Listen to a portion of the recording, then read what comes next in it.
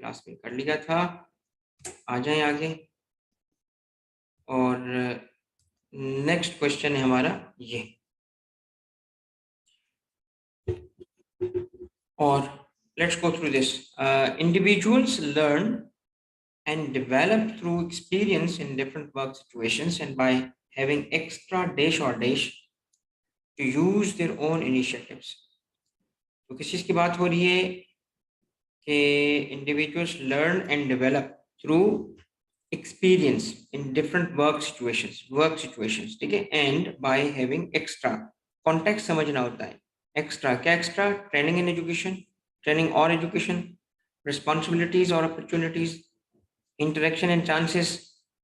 तो अब चूंकि ऑब्वियस सी बात है कि हमने, जैसे मैं बार बार आपको समझाता हूँ कि जब, ताकि आप अच्छे तरीके से अपनी तैयारी कर सको, कि क्लोजर ऑप्शंस भी होते हैं, तो वहाँ आपको ऑब्वियसली क्लोज रीडिंग करनी चाहिए। अब ये चीज़ आप इस दफ़ा एमसीक्यू में कर लोगे तो इंशाल्लाह एग्जाम में आप इसको सही कर पाओगे। तो बेसिकली ये जो ह्यूमन रिसोर्स स्ट्रेटजीज में जो बात हो रही है, ये बी की हो रही है। कैसे? अब देखें, बाय हैविंग एक्स्ट्रा रिस्पॉन्सिबिलिटीज और opportunities to use their own initiative। तो correct option is B। 122। अच्छा, उमिया उमिया उमिया बेटा, ट्रेनिंग एंड एजुकेशन भी क्लोज है, बट जैसे कि मैं पिछली सेशंस में बता रहा होता हूँ, गाइड कर रहा होता हूँ कि आपको तैयारी करते वक्त, और ख़ास तौर पे जो आईटीबी की तैयारी करते वक्त, ज़रा क्लोज रीडिंग की आदत डालनी होगी, और उसको मैं रीइंफोर्स कर रहा हूँ इन एमसीक्यूज के थ्रू। ठीक है बेटा, चलो आगे बढ़ते हैं। और कोई भी ना हेजिटेट ना करे रिप्लाई करते वक्त, सही गलत होगा अभी के लिए होगा, जबकि एग्जाम में जाएंगे तो इंशाल्लाह सब सही होगा। Organisations benefit from dash. अब एक चीज, जो अगर कोई ऐसे बच्चे हैं जो क्लास में अभी नए हैं, क्योंकि वो लिंक फैल रहा है, बातें बहुत सारे बच्चों तक पहुंच रही हैं, तो उसके लिए गाइडेंस ये है कि मैं पिछले सेशंस में बहुत सारी चीजें गाइड कर चुका हूँ कि कैसे कोई एमसीक्यूज अटेम्प्ट किए जाते हैं, तो पिछले सेशंस को भी जरूर देखिएगा अगर टाइम हो तो। ऑब्वियस सी बात है, अब डिपेंड कर रहा है कि आपका पेपर कब है। तो let's move through 122 now. Organisations benefit from the dash process because it produces a better workforce। There should be programs of training and development for employees at different levels। अब इसमें तो बिल्कुल जवाब मौजूद है, जो गौर से पढ़ेगा, तवज्जो से चीज समझेगा, उसमें जवाब मौजूद है, क्वेश्चन में जवाब मौजूद है, क्वेश्चन में मौजूद है। अगर कोई गौर से देखेगा वहीं इसका जवाब मौजूद है, क्योंकि यहाँ जो इसने ना एक सीक्रेट आउट कर दिया कि आगे चल के कॉन्टेक्स्ट में वो लफ्ज इस्तेमाल कर रहा है, जो कि ऑप्शन में भी मौजूद है। ठीक है, और वही हमारा करेक्ट ऑप्शन है। Organisations benefit from training and development, training and development, right. अच्छा, एक चीज मैं आपको ट्रेनिंग एंड डेवलपमेंट की अभी बता दूं, थोड़ा थोड़ा सा क्लैरिटी होनी चाहिए आप सब में। ट्रेनिंग और डेवलपमेंट में क्या फर्क है? देखो, ट्रेनिंग जो होती है उसमें खास तौर पे, चाहे वो इन हाउस हो, इंटरनल हो, एक्सटर्नल हो, ऑन जॉब ऑफ जॉब, कोई सी भी हो, मगर याद रखना उसमें जो एक एलिमेंट होता है, प्रीडोमिनेंट एलिमेंट होता है सिखाने का, इंस्ट्रक्शन का। इंस्ट्रक्शन का मतलब है कि एक एक डिफरेंट बंदा है, उससे इंफॉर्मेशन आ रही है, उससे स्किल सेट सिखाया जा रहा है। और दूसरी चीज क्या होती है, इसकी जो सेटिंग्स होती हैं वो ट्रेनिंग वाली ही सेटिंग्स होती हैं। यानी हम एक रूम में बैठे होते हैं, या किसी जो है वो आउटसाइड दी वर्क प्लेस कहीं जगह बैठे होते हैं, और वहां हम तवज्जो से एक चीज को सीखने की कोशिश कर रहे होते हैं। तो पूरा जो फोकस होता है वो किस चीज पे होता है? वो होता है अंडरस्टैंडिंग पे, वो होता है कोई नई चीज सीखने पे। ये जो चीजें होती हैं ये किस में होती हैं? ये ट्रेनिंग में होती हैं। मगर बच्चों, आप डेवलपमेंट लफ्ज पे भी फोकस करो।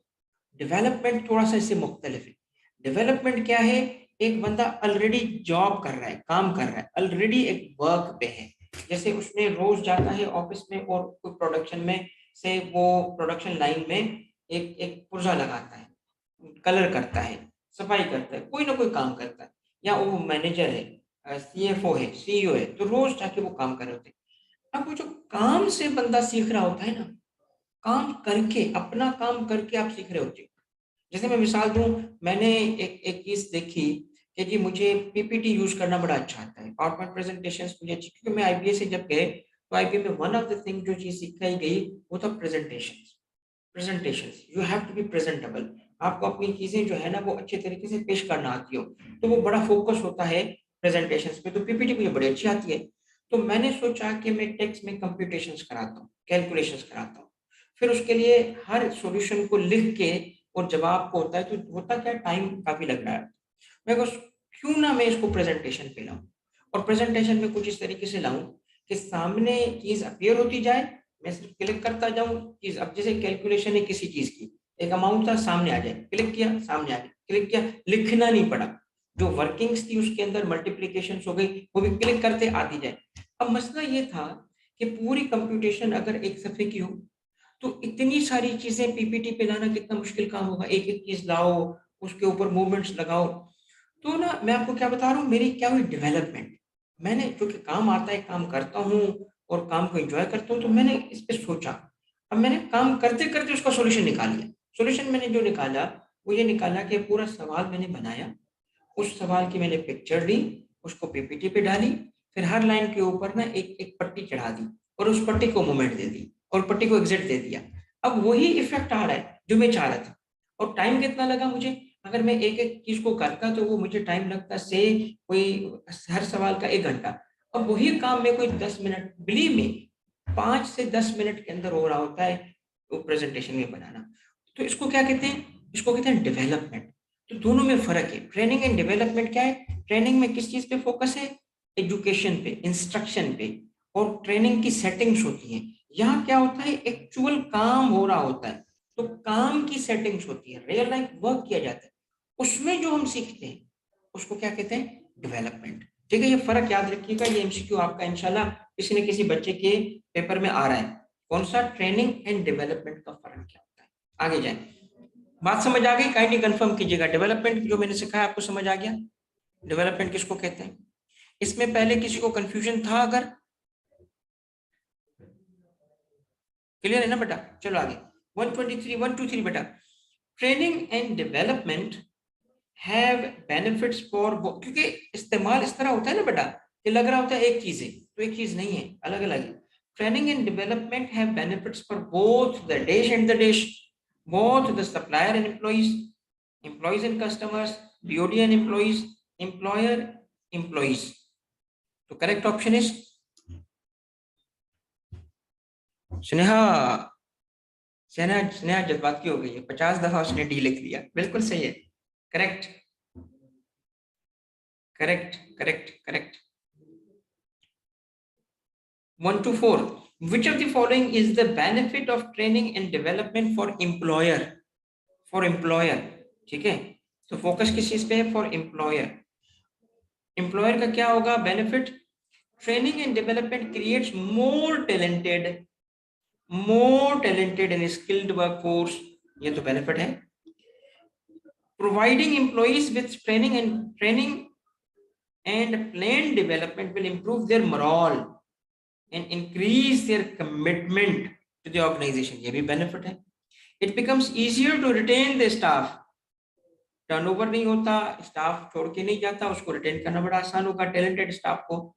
ये सारा कुछ क्यों हासिल हो पाता है, इसलिए हो पाता है क्योंकि ट्रेनिंग एंड डेवलपमेंट का जो है वो ये बेनिफिट है, ट्रेनिंग एंड डेवलपमेंट ऑर्गेनाइजेशन में प्रोवाइड करने की। तो the correct option is all of above. If the employees are not given training and development, they want and expect, they must resign and go to work for different employers. Is it true? अब देखिए basically ना ये एक value judgement है, इन a वे कि दे मे resign, हो सकता है ना हो, उसको जॉब ही नहीं मिल रही हो।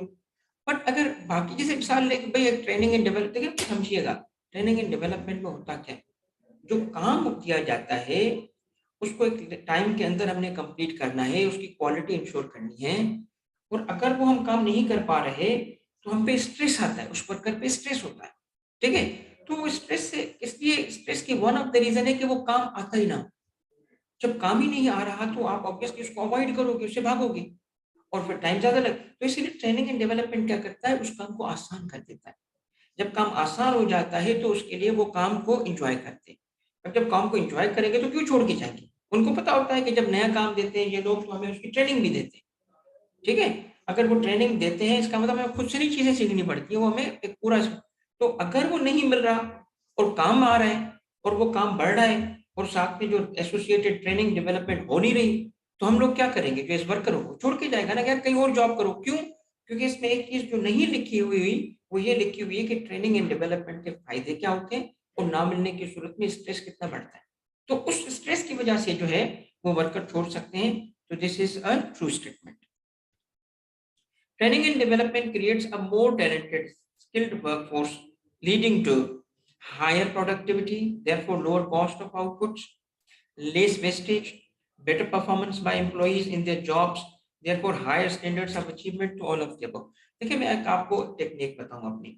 मैंने कुछ एमसीक्यूज में जहां जहां लिस्टिंग देखी तो कोशिश की है कि वो लैंग्वेज या तो क्वेश्चन में डाल दूं या ऑप्शंस में डाल दूं, ताकि आप सिर्फ और सिर्फ मेरे एमसीक्यूज के थ्रू ही इंटायर कोर्स की रिवीजन भी कर सको, ठीक है, चीजें सीख भी सको। और सीखने के साथ साथ सिर्फ टेस्टिंग नहीं है, ये डिजाइन इस तरह है कि रिवीजन भी करा देंगे, लर्निंग भी करा देंगे और टेस्टिंग भी कर देंगे। मल्टीपर्पज इन एमसीक्यू के साथ होगा। देश creates a more skilled and talented and skilled workforce, leading to less need for close supervision and subordinates by their managers। अब इसमें ऑब्वियसली इजी है, बट इसमें बेसिक कॉन्सेप्ट ये है कि अगर ये होगा तो मोर टैलेंटेड एंड स्किल्ड वर्कफोर्स हो जाएगा, जिसकी वजह से क्या होगा? पिछले स्लाइड से या पिछली स्लाइड से मुख्तलिफ कैसे ऐसे, जिसकी वजह से होगा क्या कि जरूरत कम हो जाएगी। लेस नीड किस चीज की? क्लोज सुपरविजन की।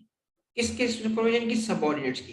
देखिए एक मैनेजर है, उसने काम करना है, उसका वन ऑफ द वर्क होता है कि सुपरविजन करे। तो जितना वो टाइड अप होगा सुपरविजन के अंदर, तो वो बाकी काम नहीं कर पाएगा। तो अगर ट्रेनिंग दी जा रही होगी तो लोग वो थोड़ी सी सुपरविजन के साथ वो अपना काम कर पाते हैं। तो अब ऑब्वियसली हम पहले भी स्लाइड में ये देख चुके हैं कि फिल इन द गैप क्या होगा या फिल इन द ब्लैंक क्या होगा, ये किसका फंक्शन है। इससे पिछली स्लाइड में भी वो अल्फाज मौजूद थे और वो थे training and development. Training and development क्या करेगा? Talented and skilled workforce create करेगा, जिसकी वजह से सुपरविजन की जरूरत जो होगी वो कम हो जाएगी मैनेजर्स की। 1 to 8, training and development creates a more talented and skilled workforce, leading to an ability to compete more effectively with। देखिए आपका टैलेंटेड वर्कफोर्स होगा तो आप बेहतर तरीके से compete कर पाओगे। और जैसे मैंने आपको पहले भी कहा कि मैं टेक्निक यूज करता हूँ और ऑब्वियसली एमसीक्यूज बनाने का मुझे एक वास्ट एक्सपीरियंस है और 15 साल से मैं टेक्स्ट में ये यूज कर रहा होता हूँ।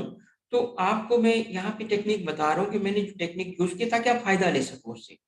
कि एक चीज अगर पॉइंट है तो एक एमसीक्यू में आएगा तो वो 3 एमसीक्यू में रिपीट होगा, ताकि आप सवाल को पढ़ते हुए ही कोई पिछला पॉइंट रिवाइज कर रहे हो। ठीक है ना? तो ये सारी टेक्निक्स आपको इसलिए बता रहा हूं ताकि आप फायदा ले सको। 1 to 9, which of the following is the benefit of training and development for employees? अब पहले हमने एम्प्लॉयर के लिए देखा था, अब एम्प्लॉइज के लिए देखते हैं। Learning through training and development improves the motivation of the individual and gives them a sense of being more valuable and marketable. Career development increases job satisfaction. Training and development by raising the level of skills and abilities improve the individual's prospects for promotion and higher pay. तो ये सारी की सारी चीजें देखें, employees के लिए training and development के क्या हैं? ये बेनिफिट्स हैं। ट्रेनिंग एंड डेवलपमेंट के वो बेनिफिट्स हैं जो एम्प्लॉइज के लिए। Since an individual gains personal benefits and at the same time there are benefits for organizations, training and development can help to create क्या? Dish between the personal objectives of the employees, focus किस चीज पे है? Personal इसके employees के, and the corporate objectives of the organization. ठीक है, ये one of the most important problem होता है ऑर्गेनाइजेशन में कि वर्कर्स की और ऑर्गेनाइजेशन के ऑब्जेक्टिव्स अलाइंड नहीं होते। ऑर्गेनाइजेशन को चाहिए more work, efficient, less cost, more profit, और जबकि एम्प्लॉइज जो होते हैं उनको कुछ और ही चीजें चाहिए होती हैं। ठीक है, तो ये ना क्या होता है कि अगर आपने एम्प्लॉय को ट्रेनिंग्स दी, डेवलपमेंट करवाया, तो उसके साथ एम्प्लॉय अपने ऑब्जेक्टिव्स को ऑर्गेनाइजेशन के साथ क्या कर लेगा? क्या कर लेगा? बताएं क्या कर लेगा? Variability, creates variability, differentiation, compatibility, या all of the above. The correct option is compatibility. Compatibility कि वो अपने अलाइन करना शुरू कर देंगे, एम्प्लॉइज अपने ऑब्जेक्टिव्स को अलाइन करते हैं। ठीक है, कंपेटेबल हो जाते हैं, यानी दोनों के ऑब्जेक्टिव्स मैच करना शुरू हो जाते हैं, सेम लाइन में आ जाते हैं। Tools of training can be grouped into which of the following categories? Formal training, computer-based training यानी CBT, training in the workplace और induction। तो आपने देखा होगा कि इस केस में all of the above is the correct option, क्योंकि सारे के सारे क्या हैं, कैटेगरीज हैं किस चीज की, ट्रेनिंग की। ठीक है, जो टूल्स ऑफ ट्रेनिंग है ये है सारे। Formal training is a formal training in a training room environment may be in-house, external, all of the above, none of the above। अब ये देखिए फॉर्मल ट्रेनिंग की बात हो रही है, तो फॉर्मल ट्रेनिंग होती क्या है, खुद ही बता रहे हैं कि ये वो ट्रेनिंग है जो ट्रेनिंग रूम एनवायरनमेंट में हो रही होती है, रूम एनवायरनमेंट में। ठीक है, जैसे ना कि मशीन पे खड़े हैं, उसको बता रहे हैं ये पुर्जा लगा, अब इसको ये निकाल, अब ये रॉ मटेरियल डाल, अब इतने टाइम के लिए इसको छोड़ दे, ये वो नहीं है, ये रूम सेटिंग है, चेयर्स पे बैठे हुए, टेबल्स पे बैठे हुए। अब क्या है कि may be in house, external या ऑल ऑफ द अबव। तो इसका जवाब क्या है, ये इन हाउस होती है या एक्सटर्नल होती है या दोनों होती है, या इनमें वो ऑप्शन मौजूद ही नहीं है कि जो इसमें आना चाहिए। तो जवाब है ये दोनों हो सकती है, क्योंकि फॉर्मल ट्रेनिंग जो होती है रूम में बैठा के और इंस्ट्रक्शन के जरिए, लेक्चर के थ्रू जो समझाया जाना, जो ट्रेन करना होता है, ये इन हाउस भी किया जा सकता है कि कंपनी के अंदर ही एक बंदा था, वो आया और उसने हमें ट्रेनिंग दी। या फिर ये एक्सटर्नल हो सकता है कि हमें जी पाकिस्तान इंस्टीट्यूट ऑफ मैनेजमेंट, ये पाकिस्तान इंस्टीट्यूट ऑफ बैंकर्स या कहीं और भेजा गया और वहां से हमें ट्रेनिंग दिलाई गई। तो दोनों, ये फॉर्मल ट्रेनिंग जो होती है दोनों हो सकती है, इन हाउस भी हो सकती है और एक्सटर्नल भी हो सकती है। In which of the following all the trainees are from the same organisation? कौन सी ऐसी ट्रेनिंग है जिसमें ट्रेनीज सेम ऑर्गेनाइजेशन के होते हैं? एक्सटर्नल में हो भी सकते हैं, इंटरनल में, इन हाउस में, हाँ, ऑल ऑफ द अबव, दोनों में हो सकते हैं, नन ऑफ द अबव। तो जवाब है कि देखिए एक्सटर्नल जो होता है प्रीडोमिनेंटली मिक्स होता है, प्रीडोमिनेंटली, मगर देखिए पॉसिबिलिटी वहां पे भी है कि जैसे पाकिस्तान इंस्टीट्यूट ऑफ मैनेजमेंट ने सिर्फ एक ही कंपनी के 20 एम्प्लॉइज को बुलाया और उनको कहा कि ट्रेनिंग हम दे रहे हैं, ये मुमकिन है, बट आमतौर पर ऐसा नहीं होता। आमतौर पर क्या करते हैं जी, हम ट्रेनिंग कोर्स दे रहे हैं, अब हर ऑर्गेनाइजेशन में से जो भी होगा वो आ सकता है। तो एक्सटर्नल ट्रेनिंग्स अक्सर जो होती है मल्टी ऑर्गेनाइजेशंस के एम्प्लॉइज होते हैं, मगर लाइक आई सेड वो हो भी सकते हैं, पॉसिबिलिटी अपनी जगह है। बट इन हाउस जो होता है इसमें हम बाहर के लोगों को नहीं बुलाते, वो हमेशा क्या होता है, फ्रॉम द सेम ऑर्गेनाइजेशन होता है। In Pakistan it is common for in house training courses to be delivered by. अब ये प्रैक्टिस बता रहे हैं, पाकिस्तान में आमतौर पे क्या होता है, इन हाउस में ट्रेनिंग कौन करा रहा होता है? ट्रेनिंग अगर देखें तो कराने वाला कौन होगा?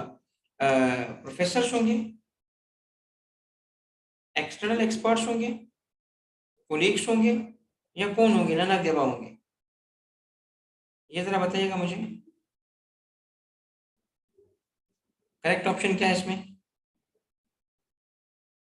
करेक्ट ऑप्शन है कोलीग्स। ठीक है, कोलीग्स। क्यों भाई? वो इसलिए कि इन हाउस है, और इन हाउस में जो स्किल सिखाए जाते हैं वो कौन से सिखाए जाते हैं? इन हाउस में स्किल सिखाए जाते हैं जो एक्चुअली हम, मतलब मैं बात करूं अगेन प्रैक्टिस की, कि जो काम हमें करने के लिए दिया जाएगा। अगर मुझे कहा जाएगा कि जी मैं एक मखसूस विंग में जाके एक मखसूस टास्क परफॉर्म कर रहा हूँ, तो मुझसे पहले जो वहां पे काम कर रहे होते हैं उनको कहा जाता है आओ और उनको सिखाओ। ठीक है, तो इन हाउस जो है अगेन याद रखिएगा कि इन हाउस के लिए जो पॉसिबिलिटी है वो दोनों है, इन हाउस के लिए फॉर्मल और इनफॉर्मल दोनों हो सकती है। ठीक है, इन द सेंस के ऑन जॉब भी हो सकती है। अब आगे आ रही है, इसके लिए बाकी चीजें आ रही हैं, तो इसमें colleagues is the correct option. In which of the following training the training is provided by an external trainer or training firm and the trainees come from different organizations? ये आमतौर पे होता है, किस में होता है? इन हाउस में होगा, एक्सटर्नल में होगा, कंप्यूटर बेस्ड में होगा। तो the correct option is external, external training. ठीक है, उसमें क्या होता है, दो फीचर्स, एक प्रोवाइडेड बाय एक्सटर्नल ट्रेनर होता है और दूसरा ट्रेनीज कहाँ से होते हैं, डिफरेंट ऑर्गेनाइजेशन से होते हैं। एक्सटर्नल के ये दो फीचर्स हैं। In which of the following trainees work at their own pace from a computer training package? बहुत आसान है कि एक तो अपने पेस पे होगा कि जी नहीं जी मुझे 2 मिनट के लिए एक चीज करनी है, नहीं जी मुझे 20 मिनट के लिए करनी, ना जी 2 घंटे के लिए। ये अपना पेस खुद डिसाइड करते हैं। और कुछ ऐसी ट्रेनिंग्स होती है जिसमें आपको कहा जाता है कि 9 बजे जाना है, 5 बजे तक आपने ट्रेनिंग लेनी है, ठीक है। कुछ में कहा जाता है कि जी आपने 9 बजे से लेके और 4 बजे तक काम करना है, और 4 बजे से 5 बजे तक वहां पे एक बंदा आएगा सीनियर, वो आपको वहीं पे ऑन जॉब ट्रेनिंग देगा। तो ऐसी कौन सी है जो अपने पेस पे होती है और कंप्यूटर से उसका लिंक है? तो वो सीबीटी होगा। सीबीटी क्या है? हमने अभी पढ़ा था, computer based training. CBT is highly dash and typically integrates information and learning based components with short frequent tests. CBT is highly क्या? Short, resistant, limited, interactive। तो करेक्ट ऑप्शन क्या है भाई? अब्दुल गफ्फार, स्नेहा, कलसुम, शाबाश बेटा, कौन सा है? सीबीटी इज क्या? CBT is highly interactive. Highly interactive क्यों इंटरेक्टिव है? उसको रखा ही इंटरेक्टिव जाता है क्योंकि जो ट्रेन करने वाला बंदा और रिसोर्स है वो फिजिकली प्रेजेंट नहीं होते, वो दूसरी तरफ होते हैं। तो जो ट्रेनिंग होगा उस ट्रेनिंग को इंटरेक्टिव रखा जाएगा, उससे कुछ चीजें बटन दबाए जाएंगे, उससे कुछ काम दिया जाएगा ताकि वो एक्टिवली उस चीज को देखे, क्योंकि वरना तो क्या होगा, वो सो रहा होगा और कोई उसको जगाएगा भी नहीं। तो इसलिए सीबीटी ट्रेनिंग की जो की फीचर है वो बहुत इंटरेक्टिव होना है। XYZ company is a manufacturing company. It hires, अच्छा इसको अगर मैं मिनिमाइज करूंगा तो ऑप्शन नजर आ जाएगा, इसको यही स्पेलिंग ठीक करता हूँ, उसकी टाइपिंग मिस्टेक है। तो it hires ABC firm to deliver training courses to its workers. एक मैन्युफैक्चरिंग कंपनी है, उसने एबीसी फर्म हायर किया और उसे कहा कि हमारे वर्कर्स को ट्रेनिंग दो। This is an example of कौन सी? In house training, CBT training, external training, none of the above. बताइएगा। ये बिल्कुल भी इन हाउस ट्रेनिंग नहीं है इसने। क्यों भाई? इन हाउस में इन हाउस में ट्रेनर भी अपने होते हैं आमतौर पे, ठीक है। मगर भारत, चलो बताओ भाई, एक फर्म हायर की गई है, हायर करने का इसमें एक चीज मैंने नहीं लिखी, सीबीटी ट्रेनिंग। सीबीटी तो कंप्यूटर बेस्ड होती है, इसमें कंप्यूटर का जिक्र ही नहीं है। एक्सटर्नल ट्रेनिंग, देखिए एक मेरी बात सुने, एक मेरी बात सुने, इसमें ना मैंने थोड़ा सा खुद आपको चाहा है कि आप सोचें, थिंक करें। देखिए इसमें ना एक चीज जो मैंने चाहा आप सोचो, और डेटा मैंने जो एक एक ये भी ध्यान में रखना, समटाइम्स क्वेश्चन ऐसा होगा जिसमें आपको कुछ जजमेंट करनी पड़ेगी। अब इसमें कहीं पे ये नहीं लिखा मैंने कि वो जो एबीसी है वो प्रेमिसेस पे आके ये ट्रेनिंग देगी। हायर तो लिखा है, ये नहीं लिखा कि वो जो फर्म होगा वो बिजनेस प्रेमिसेस पे आएगा, वहां ट्रेनिंग देगा, फिर इन हाउस हो जाता है। ठीक है जी। अब हमने क्या किया है, इसे हायर किया, इसका मतलब कॉन्ट्रैक्ट किया गया। तो ये भी तो हो सकता है ना कि हमारे वर्कर्स वहां जाएंगे इस फर्म के पास, और वो अपने प्रेमिसेस पे हमारे वर्कर्स के अलावा कुछ और कंपनीज के वर्कर्स को भी बुला के वो ट्रेनिंग देंगे। तो मैंने ना ये चीज बताई, ना मैंने ये चीज बताई, ये छोड़ दिया जजमेंट पे। अब ऐसे जब एमसीक्यूज आएंगे ना बेटा, तो you have to go for a judgement. ठीक है, you have to go for the judgement. अब उसका कोई क्राइटेरिया नहीं है कि कौन सा जजमेंट किया जाए, go for the best that you think. मगर like I said yesterday, time नहीं जाया करना। आपको अगर लग रहा है दोनों ठीक है, बिस्मिल्लाह पढ़ो, अल्लाह का नाम लो, और वाकई पढ़ना, लिटरली बिस्मिल्लाह पढ़ना, और बिस्मिल्लाह पढ़ के और तुम टिक कर देना, ठीक है, अल्लाह बरकत डालेगा। 139, which of the following is a method of development of individuals? Which of the following is a method of development of individuals as well as method of training? ऐसी क्या बात है जिसमें डेवलपमेंट भी हो रही होती है और ट्रेनिंग का मेथड भी इसको कहा जाता है? जी formal training, training in the work place, degree based training, computer based training. तो ऐसी क्या चीज है जो एक तरफ डेवलपमेंट का भी मेथड है और ट्रेनिंग का भी मेथड है? तो आसान है, अगर आपने डेवलपमेंट का कॉन्सेप्ट समझा जो मैंने आपको पहले बताया, तो यू कैन इजीली पिक के ये training in the work place. Work place पे जो ट्रेनिंग होती है काम करते हुए होती है, ये ट्रेनिंग का मेथड भी है और ये डेवलपमेंट भी है। ट्रेनिंग का इसलिए कि जी हम 4 लोगों को हायर करते हैं, चलिए 20 लोगों को हमने हायर किया और उन 20 लोगों को हमने कहा आपको क्लासरूम में भी पढ़ाया जाएगा, आपको जी फैक्ट्री पे जाके वर्कर के साथ खड़ा करके भी काम करवाया जाएगा। तो उस ट्रेनिंग के लिए वो ट्रेनिंग की टेक्निक है कि वर्कर के साथ खड़ा कर दिया और उसे कहा कि तुम ये पुर्जे लगाओ और मूवमेंट करो, ठीक है। और जबकि यही तरीका डेवलपमेंट भी लोगों की कर रहा होता है, एग्जिस्टिंग एम्प्लॉइज के, न्यू एम्प्लॉइज की। तो दोनों के लिए क्या है, training in the work place जो होगा वो दोनों का मेथड है। Work place training is for technical और प्रैक्टिकल स्किल्स। तो किस किस्म के स्किल्स के लिए, टेक्निकल या प्रैक्टिकल? तो जवाब है यस इट इज ट्रू, ये दोनों के लिए। Which of the following training helps the individual to develop management and leadership skills? Formal training, induction, external training, workplace training. देखिए वैसे तो जनरल सा है बड़ा और इसके अंदर मैनेजमेंट स्किल्स, लीडरशिप स्किल्स। अगर आप जाएं फॉर्मल ट्रेनिंग, मैं थोड़ी वजाहत कर दूं। फॉर्मल ट्रेनिंग के अंदर क्या होता है, क्लासरूम में हम बैठे होते हैं तो वहां मैनेजमेंट हम कर रहे होते हैं, लीडरशिप हमें करनी होती है। आज इंडक्शन जी, किसी को जब हायर किया गया उस वक्त इंडक्शन का प्रोसेस है, इसमें कौन सी लीडरशिप? एक्सटर्नल ट्रेनिंग, ये भी बाहर के जो लोग होते हैं वहां जाके कर रहे होते हैं। तो देखिए असल चीज किस चीज पे है, मैनेजमेंट की डेवलपमेंट पे, लीडरशिप के स्किल्स पे। तो ये कब आते हैं, ये उस वक्त आएंगे जब आप एक्चुअली रियल लाइफ सिचुएशन में होंगे। D, which of the following may be provided by the organization's own trainers and experts? आसान है, external training, in house training, computer based training, none of the above. अब देखिए इसमें दो में ना बड़ा क्लोज क्लोज कंपटीशन है कि करेक्ट तो इन हाउस ही है मगर कंप्यूटर बेस्ड भी हो सकती है। क्यों?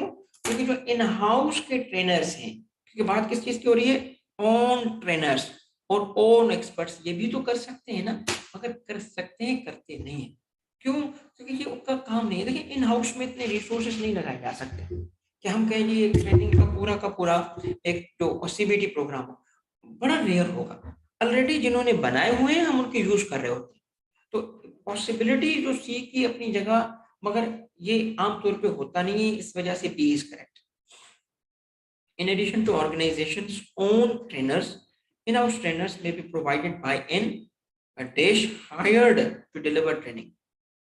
In-house training may be provided, in-house training may be provided by, इसके ये मैं बता चुका हूँ कि उसमें सिर्फ अपने लोग होते हैं, वो तो बता चुका। In addition to own trainers, तो इसका मतलब क्या होगा, इन एडिशन टू, तो इसका मतलब किसकी बात हो रही है, एक्सटर्नल की बात हो रही होगी।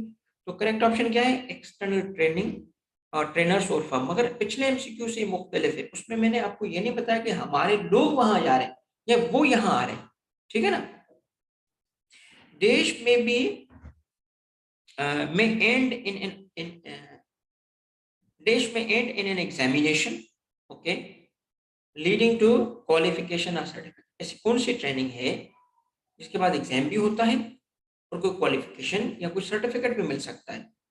तो training in the work place बिल्कुल भी नहीं। Formal training okay, computer based training okay, professional training okay. अब देखिए इसमें जो प्रॉपर टर्म है, जो प्रॉपर जिस यहाँ पे ये होता है वो है फॉर्मल ट्रेनिंग। फॉर्मल ट्रेनिंग, अब जैसे मैंने सिविल सर्विसेज एकेडमी में ट्रेनिंग हासिल की, सीएसएस पास करने के बाद मैंने join the civil service of Pakistan, तो civil services academy Lahore Walton में जो है वहां गए। तो ट्रेनिंग 7 महीने की, 8 महीने की थी, उसके एंड पे एग्जाम लिया गया और फिर हमें एक सर्टिफिकेट दिया गया था कॉमन ट्रेनिंग प्रोग्राम का कि जी इसने 31st कॉमन ट्रेनिंग प्रोग्राम में पार्टिसिपेट किया और सक्सेसफुली पास किया, तो सर्टिफिकेट मिला। तो ये क्या था जी, एक बंदा कराची से जाता है लाहौर, वहाँ अकेडमी में रहता है, 7 महीने की ट्रेनिंग्स होती हैं, एग्जाम होता है। ये फॉर्मल ट्रेनिंग आमतौर पर इसी तरह होती है।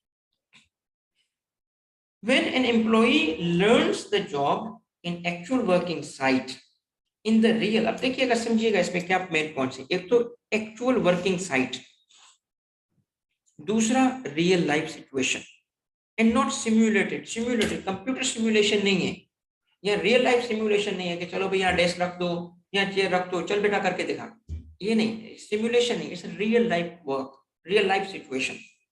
It is called dish and also known as job instruction training. अब देखिए इसको जॉब इंस्ट्रक्शन ट्रेनिंग कहा जाता है, मगर आज मेन नाम इसका क्या है?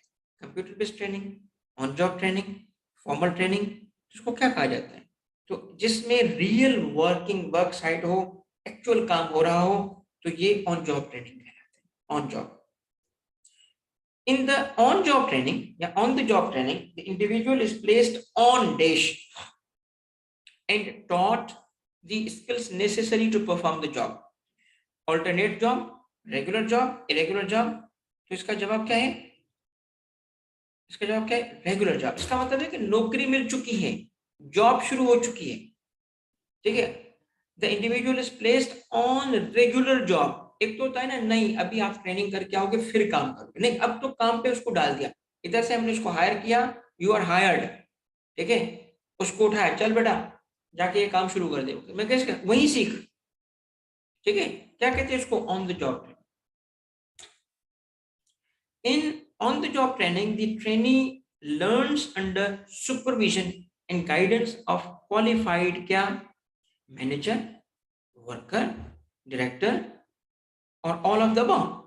और आगे लिखे और इंस्ट्रक्टर। इंस्ट्रक्टर तो अलग हो गया, उसके थ्रू भी सीख सकता है, क्योंकि ऑन जॉब ट्रेनिंग जो होती है, ऑन द जॉब ट्रेनिंग में, ऑन द जॉब जो ट्रेनिंग है, इसमें भी याद रखिएगा कि इसमें भी क्या होगा? फॉर्मल ट्रेनिंग हो सकती है, ठीक है। इसमें रियल वर्क ट्रेनिंग हो सकती है, पॉसिबिलिटी ये नहीं, ये ऑन द जॉब का मतलब ये नहीं कि फॉर्मल नहीं होती, फॉर्मल भी हो सकती है। तो कौन होगा? अब ज्यादा चांस ऑन जॉब। तो देखिए काम कौन सिखाता है? जो आपसे पहले आया होता है, जिसको काम आता है। तो आप जरा गौर से देखिएगा, इसके अंदर दो बड़े क्लोज ऑप्शंस मैंने रखे हैं। It is the worker, it's not the manager. क्यों भाई? इसलिए कि जो को वर्कर्स होते हैं वो आप वाला काम कर रहे होते हैं, वो ही आपको बताते हैं, ये पुर्जा यहाँ लगाते हैं, फिर इसको यूं करते हैं, फिर इसको वो ना टेक्निक्स बता रहे होते हैं, देसी तरीके। या फिर तो आप फंस जाओगे। ये मैं वर्कर्स की एग्जांपल इसलिए दे रहा हूँ क्योंकि आपने रियल लाइफ में ये नहीं सुने होंगे, या ये आम तौर पे जो है दिए नहीं जाते। तो रियल लाइफ वर्कर्स की examples. Next, on the job training has the advantage of giving dash under actual working conditions. Advantage of giving dash क्या? Business knowledge and skills, management and leadership skills, first hand knowledge and experience. सभी जो मैंने आपको बताया, first hand knowledge, first hand knowledge जो मैंने काम करना है उसी की नॉलेज और उसका experience. On the job training is the most commonly used method. क्या ऐसा है? बिल्कुल ऐसा ही है। ऑन जॉब ट्रेनिंग सबसे कॉमन तरीका होता है, ठीक है। तो the statement is true. On the job training methods में include training through participation in cross dimensional assignments. ये असाइनमेंट है cross dimensional. Participation in multi discipline assignments, ये लो भाई सोशियोलॉजी, फिजिक्स और रिलीजन को मिला के काम करो। या पार्टिसिपेशन इन यूनिफंक्शनल, यूनिफंक्शन भाई तुम्हें मार्केटिंग करनी है तो मार्केटिंग का ही। या participation in cross functional team assignments.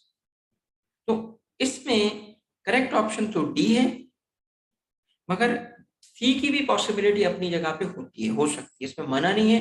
मगर क्या है? Participation in cross functional team assignments होती हैं।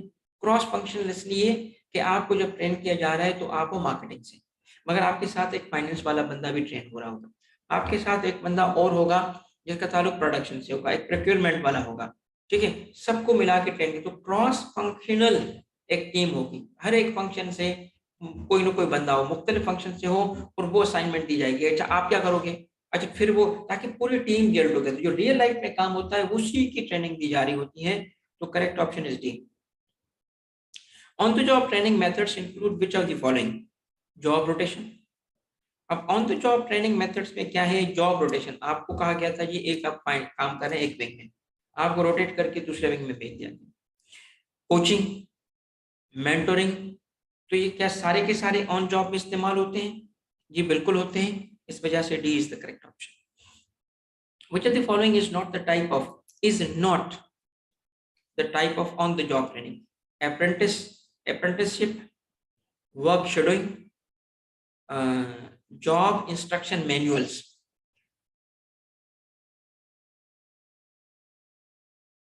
ओके बेटा, दुरे वेलकम बेटा। यहाँ से तुम ज्वाइन कर लो, बाकी जो होगा वो आपने क्लास की जो है ना, मैं रिकॉर्डिंग जल्दी शेयर करवा दूंगा, उसमें आप देख लेना, ठीक है। अच्छा, अब इसमें मुझे बताएं जरा, आप मुझे बताओ भाई। अब इसमें मैं आपसे ऐसे ही पूछता हूँ, वर्क शेडोइंग किसको कहते हैं? वर्क शेडोइंग क्या होता है? वर्क शेडोइंग क्या है भाई?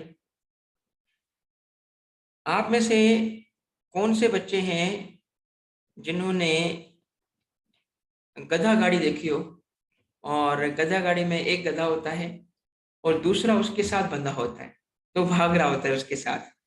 ठीक है, गधे गाड़ी में जो छोटा जो साथ में, इसको क्या कहते हैं? इस छोटे गधे को क्या कहते हैं आपको पता है? इसको क्या कहते हैं? इसको नाम है इसका, इस गधे का कोई नाम होता है? कुत्ता। नहीं, पोते तो दोनों है ना, छोटा गधा है। अच्छा, पख सुना है आपने? पख पख पख पख सुना है आपने? पश्तो में शायद पख किया जाता है ना। नहीं यार इमरान, जब हमारे साथ ना बोलो यार।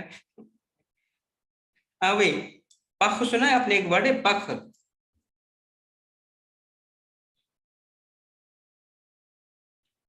हिंदी में क्या बोलते हैं भाई? पख पख जो है ना, ये इस गधे को कहा जाता है पख। ठीक है। और एक पाकिस्तानी ने एक किताब लिख ली थी इस पे, किस पे? पख थ्योरी पे। ये मैं आपको बताऊं, और वो अमेरिकन पाकिस्तानी था, उसने किताब लिखी पख थ्योरी, और वो बड़ी मशहूर हो गई। अच्छा, उसने क्या थ्योरी बताई?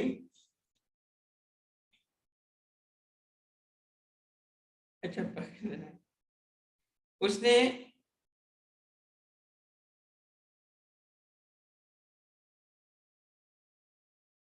एक सेकंड मैं आपको,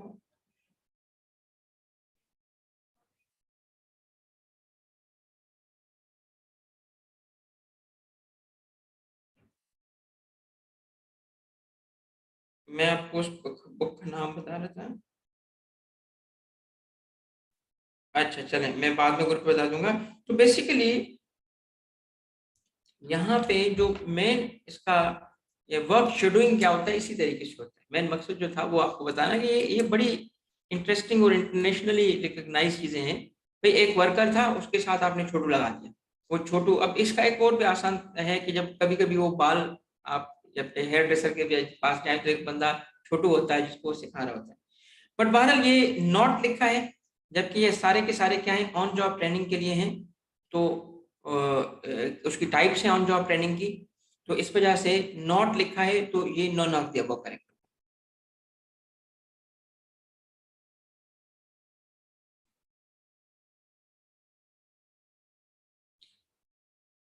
अच्छा, which of the following is not the type of on the job training? Orientation, coaching, mentoring. तो लिखा है नॉट द जॉब, तो ये तो हैं, इस वजह से none of the above. Which of the following is conducted in a location specifically designed for training? कौन सा होता है जो ऐसी लोकेशन पे specifically on the job training होता है, ऑफ द जॉब ट्रेनिंग होता है, एक्सटर्नल ट्रेनिंग होता है, या नन ऑफ द अबव होता है? तो आपको बाय दिस टाइम क्लियर होगा कि ऑफ द जॉब ट्रेनिंग कहलाता है। ऑफ द जॉब ट्रेनिंग, ये इसकी डेफिनेशन है क्या है? Conducted on in a location जो स्पेसिफिकली डिजाइन फॉर ट्रेनिंग। अच्छा जी, ठीक है। Off the job training may be conducted near the workplace or away from the work at a special development center or a firm, technical center or a firm, special training center or a resort, or none of the above. ये है special training centre और resort, आमतौर पे इस तरह से। ये मैं आपको बता रहा हूँ प्रैक्टिस है। एक एक मैं इस पे आपको, शायद अगर रिजॉर्ट पे थोड़ा सा हो ना, तो मैं आपको बताता हूँ एक इसकी एग्जांपल। एक गवर्नमेंट ऑफ पाकिस्तान ने इंटरनेशनल ट्रेनिंग आई थी, जिसमें थाईलैंड में वो ट्रेनिंग थी विद रिस्पेक्ट टू कोई टैक्सेशन से की जो सब्जेक्ट है। तो फेडरल बोर्ड ऑफ रेवेन्यू ने मुझे उस ट्रेनिंग में सिलेक्ट किया और मुझे भेजा। तो थाईलैंड में वो ट्रेनिंग थी, तो थाईलैंड में भी वो ट्रेनिंग जो है ना, बैंकॉक से थोड़ा सा कोई 30 मिनट्स के फासले पे कोई दूसरा सिटी था, और वहां पे एक रिजॉर्ट था, उस रिजॉर्ट पे ट्रेनिंग दी गई थी। तो ट्रेनिंग वहां पे ट्रेनिंग पूरा रूम जैसे कॉन्फ्रेंस रूम था, बट वो इन इटसेल्फ इतना खूबसूरत था, उसमें सारी चीजें, आपको कहीं बाहर जाने की जरूरत ही नहीं थी इतना। तो लोकेशन जो होती है रिजॉर्ट ट्रेनिंग के लिए होना एक कॉमन प्रैक्टिस है। ये ना समझना कि जी ऐसे ही ऑथर ने नाम दे दिया रिजॉर्ट पे कराओ, नहीं, ये ऐसा होता है। या तो कोई ट्रेनिंग सेंटर होता है स्पेसिफिकली, या रिजॉर्ट्स पे हो रही होती है। पाकिस्तान में चूंकि रिजॉर्ट्स की इस तरह वो नहीं है, कमी है, तो जैसे जो होटल्स होते हैं 5 स्टार, वहां पे ये ट्रेनिंग्स हो रही होती है। In off-the-job training, conducting the training away from workplace minimizes days and allows trainees to devote their full attention to the material being taught. तो क्या होता है अगर इस तरीके से जी ऑफ द जॉब ट्रेनिंग है, तो किस चीज पे होगा, मिनिमाइज किसको करेगा, मिनिमाइज स्ट्रेस को, डिस्ट्रैक्शंस को, इग्नोरेंस को। Correct option is distractions. क्यों भाई, आप वहां बैठे हैं ऑन जॉब ट्रेनिंग में, तो आपका सबऑर्डिनेट, आपका सुपरवाइजर सुपरवाइजर बुला रहा है जी, ये जूनियर आ गया सर, वो फला मसला आ गया। डिस्ट्रैक्शंस बहुत होती हैं, इस वजह से वो डिस्ट्रैक्शंस को हटा के एक सेपरेट प्लेस पे ट्रेनिंग दी जाती है। 157 in some trainings which of the following is required that may not be available at work place. अगर वर्क प्लेस पे नहीं होता, यानी ऑन जॉब ट्रेनिंग में ये चीज आमतौर पर नहीं होती, तो कौन सी ऐसी चीज है जो क्या है, विच of the following is required that may not be available. जरूरत है ट्रेनिंग के लिए, उसकी रिक्वायरमेंट है, बट वो वर्क प्लेस पे अवेलेबल नहीं होती। तो ऐसी क्या चीज है बेटा, special trainers and experts, special tools और facilities, real work situations, none of the above. तो it is special tools and facilities जो हो सकता है कि वहां अवेलेबल ना हो, इस वजह से जरूरत पड़ती है स्पेशल ट्रेनिंग सेंटर्स की। Some organizations also invest in their own training centers outside of Desh to send their employees for certain courses. Own training centers बनाए होते हैं, यहाँ तक कि जापानीज कार मैन्युफैक्चरर ने तो यूनिवर्सिटीज तक बनाएंगी, टोयोटा यूनिवर्सिटी, इस हद तक वो चले गए। तो आउटसाइड ऑफ क्या, तो क्या क्या इन्वेस्टमेंट की हुई है, कुछ ऑर्गेनाइजेशंस इन्वेस्ट करती हैं in their own training centres, मगर वो ट्रेनिंग सेंटर्स कहाँ होते हैं, आउटसाइड। कहाँ पे, आउटसाइड ऑफ द, क्या लिखे हैं, work factory, work premises, conference room या domain. Correct option is outside work premises, वहां काम नहीं होता, ठीक है, वहां पे सिर्फ ट्रेनिंग होती है। विच of the following is not, not को याद रखिएगा, Avenue of the job training, seminars, online courses, classroom lectures and courses. तो ये सारे के सारे ऑफलाइन जॉब ट्रेनिंग के एवेन्यूज हैं, इस वजह से नन ऑफ द अबव, क्योंकि नॉट लिखा था। विच of the following is the Avenue of the job training, जहां पॉजिटिव है, is the Avenue, audio visual films and presentations, simulation centres, game theory sessions. तो all of them are avenues of job training, इस वजह से D is correct.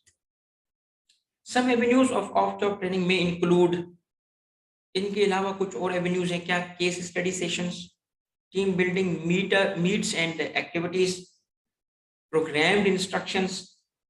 तो ये भी avenues हैं किसके, ऑफ जॉब ट्रेनिंग। इन सब के ये सारे एवेन्यूज हैं, ये सारे वेज हैं जिसके अंदर, जिसके थ्रू ऑफ जॉब ट्रेनिंग दी जाती है।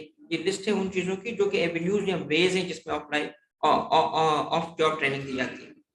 Which of the following improves the skills, knowledge and abilities of individuals through real work? The focus is on this real work experience. बताओ, ये आपको बताना चाहिए।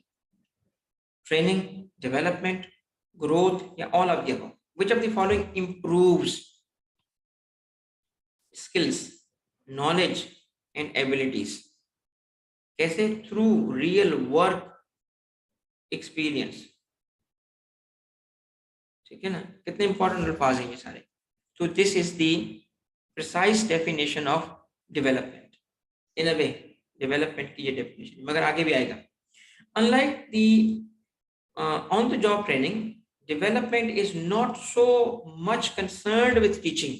देखा आपने, वही बात जो मैंने की, teaching individuals how to do a particular job. Development में ये नहीं होता, आमतौर पे नहीं होता। करेक्ट स्टेटमेंट है, yes it is correct statement, true. Which of the following is more concerned with giving individual more experience and responsibility so that he or she is able to improve and become more valuable resource? ऐसी क्या चीज है? Training. इसमें क्या हो रहा है? इसमें गिविंग एम्प्लॉइज को इंस्ट्रक्शन और टीचिंग नहीं की जाए, गिविंग इंडिविजुअल एक्सपीरियंस दिया जा रहा है, रिस्पॉन्सिबिलिटीज उसकी दी जा रही है। तो correct option is again B, development. Development programs are commonly associated with by workers, managers, board members, interns. तो नॉर्मली डेवलपमेंट प्रोग्राम्स जो होते हैं वो मैनेजर्स के साथ होते हैं, मगर डेवलपमेंट वर्कर की भी हो रही होती है, डेवलपमेंट बोर्ड मेंबर्स की भी हो रही है, इंटर्न्स की भी डेवलपमेंट हो रही होती है। मगर यहाँ जो फोकस है ना बेटा, वो डेवलपमेंट पे नहीं, उसके प्रोग्राम्स पे। क्या आमतौर पे कंपनीज जब डेवलपमेंट प्रोग्राम्स डिजाइन करती हैं कि ऐसे प्रोग्राम डिजाइन किया जाए, तो वो किसको टारगेट कर रहा होता है? वो मैनेजर्स को कर रहा होता है। Managers benefit from development to become better managers capable of moving on to more positions. कौन सी positions? Relaxed positions, interesting positions, important positions, या senior positions? And the answer is good, Sneha. शाबाश बेटा, senior positions. Senior positions. Tools of development can be grouped into which of the following category? Tools of development, which of the following? Job rotation, उसके through development करना, secondment, डेप्यूटाइजिंग, इन सब की meanings आएंगी। तो ये सारे के सारे क्या हैं? ये टूल्स हैं डेवलपमेंट के। तो all of above is the correct option. Which of the following is not, focus again होगा नॉट पे, not the category into which tools of development can be grouped? Delegation, appraisal, या all of the above, यानी दोनों या none of the above. तो ये दोनों not होने की वजह से टूल्स हैं, ये भी है, ये भी है, तो दो यहां हुए, तीन पहले हुए, ये सारे क्या है? टूल्स किसके? डेवलपमेंट के। तो none of the above is correct. In which of the following an individual moves, अच्छा अगर यहाँ नॉट नहीं होता तो all of the above correct होता, ठीक है। In which of the following an individual moves one job to another at fairly regular intervals so that the individual gains familiarity with the work done in each job? ऐसा क्या है नीचे जिसमें एक individual को मूव किया जाता है? कहां से? From one job to another job. कैसे? रेगुलर इंटरवल्स पे। जैसे रेगुलर इंटरवल्स का मतलब हो सकता है से एवरी 5 years, से एवरी 3 months। तो रेगुलर इंटरवल्स पे उसको एक जॉब से दूसरी जॉब पे भेजा जाता है। उससे का मकसद क्या होता है? So that individual gains familiarity with work done in each job, उसको फेमिलियर हो जाए जॉब से। तो उसको क्या कहते हैं? सेकंडमेंट कहते हैं, जॉब रोटेशन कहते हैं, डेप्यूटाइजेशन कहते हैं, डेलीगेशन कहते हैं। ये डेफिनेशंस आ रही है इन टर्म्स की, तो इसको कहते हैं जॉब रोटेशन। नोट कर लें, जॉब रोटेशन है, एग्जामिनेबल चीज है, ये आ सकता है। Job rotation gives the individual a dish range of experience in the activities: small range, broad range, narrow range, specific range. This is easy peasy क्योंकि broad range. Job rotation is useful when an individual is ready to stay at same position, to be trained in one specific field, for promotion to a more senior position. None of the above. भाई कब इसको use किया जाता है? जब promotion की बात हो, और when the individual is ready for promotion, उस वक्त जॉब रोटेशन की जाती है, ताकि उसको रोटेशन के बाद जब उसको एक्सपीरियंस आ जाएगा, तो जब वो हायर पोजीशन पे जाएगा तो उसको सारे विंग्स का पता होगा। अब ये देखें, A is a junior manager at XYZ company. It is the policy of the company that for the development of junior manager, the company moves them in different departments after every 2 years. This is an example of which of the following? Job development हो रही है, delegation हो रही है, recruitment हो रही है, या जॉब रोटेशन हो रही है? बताओ अब्दुल गफ्फार।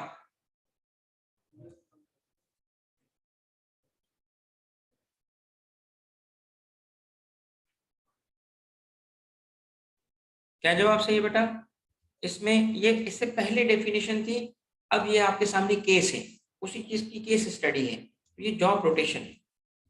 ये क्या है? जॉब रोटेशन है, ठीक है। Which of the following are periods of time spent away from the normal working environment? क्या है ये?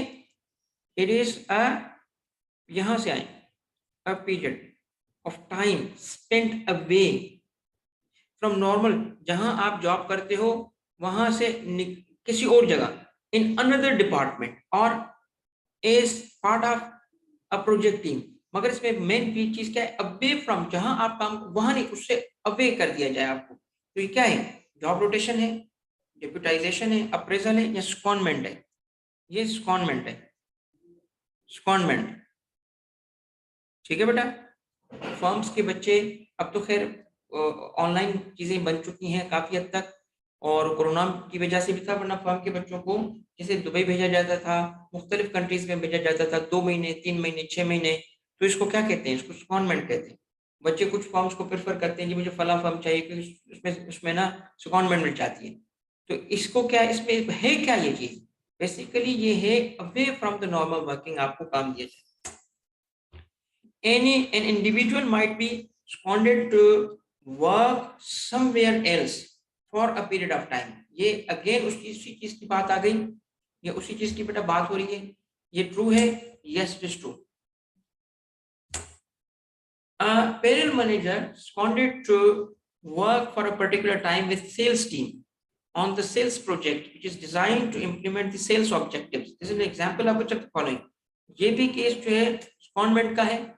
क्यों भाई? क्योंकि ये जरूरी नहीं होता कि ये आउट ऑफ कंट्री आपको भेजा जाए, विद इन द ऑर्गेनाइजेशन भी अगर आपको वक्ती तौर पे किसी पर्पस के लिए भेजा जाता है, that is also secondment। Transfers होते हैं परमानेंट, कि आप यहां से वहां हो गए, ये थोड़े टाइम के लिए गए, वापस आए। Individuals benefit from secondment because they gain dash from working with people from different parts of the organization or with external consultants। तो दे गेन क्या? मोर पे, एक्सपीरियंस, प्रमोशन, ट्रेनिंग। तो पे बढ़ना जरूरी नहीं है, प्रमोशन होना जरूरी नहीं है, ट्रेनिंग नहीं। असल में इसका मेन मकसद होता है कि उसको एक्सपीरियंस मिलता है कि वो कैसे काम करते हैं। An individual may be given the opportunity to dash for his or her boss। अब बॉस आ गया, when the boss is absent from work for an extended period, से 2 महीने के लिए, महीने के लिए, ऑन हॉलीडेज, की हज करने गया है, 30 दिन 40 दिन के लिए नहीं होगा, और ड्यू टू इलनेस, तो किसी भी वजह से बॉस प्रेजेंट ना हो, तो आप अपॉर्चुनिटी किस चीज की? गिवन द अपॉर्चुनिटी टू क्या डेप्यूटाइज, delegate, second, none of the above। अब आपको यहाँ एक बात समझनी पड़ेगी कि जब अगर एक बॉस हो और उसके नीचे आता है से उसका उसका नंबर 2 का हो, या उसका जो डिप्टी है, तो कोई भी बंदा है। अब अगर इसको कहा जाए कि तुम यहाँ आ जाओ, अब बॉस नहीं बन रहे, इसकी जगह ये चले गए हज पे, ये अवेलेबल नहीं है, अब यहाँ बैठो और इसकी तरह काम चलाओ, तो इसमें ए को क्या मिल रहा है? अपॉर्चुनिटी किस चीज की? To do what, to do what, to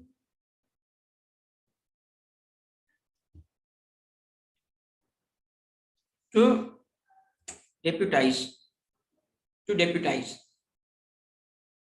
ठीक है बेटा, टू डेप्यूटाइज। डेलीगेट होता है अपना काम नीचे देना, अपना काम डेलीगेट करने का मतलब क्या है? ए सीनियर है, इसके नीचे बी है, ए अपना काम इसको दे, तो इसके पॉइंट ऑफ व्यू से बात हो रही है, इसके पॉइंट ऑफ डेप्यूटाइज, इसके पॉइंट ऑफ व्यू से बात हो रही है कि ये इसका काम कर रहे हैं, समझ रहे हो? स्कॉन जो है वो एक विंग से निकल के दूसरी तरफ जाना, एक्सपीरियंस पर्पस के लिए। अब ये देखिएगा, A head of finance at ABC company went on leave for 3 months। B, being the number 2 in the finance department, was asked to supervise the department during this period। This is an example of which of the following? Job rotation, secondment, deputizing, या delegation? Clearly this is deputizing, ठीक है।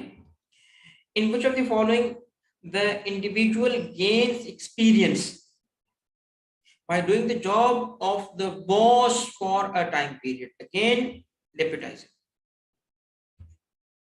A boss who wants to dash individuals will give the individuals additional responsibilities and delegate authority to the individuals to make their own decisions. इसमें important चीज work नहीं है, काम नहीं है, क्या दिया जा रहा है? अथॉरिटी, रिस्पॉन्सिबिलिटी, जिसका मतलब है ये काम के अलावा है, काम भी हो सकता है बट और बड़ी चीज है।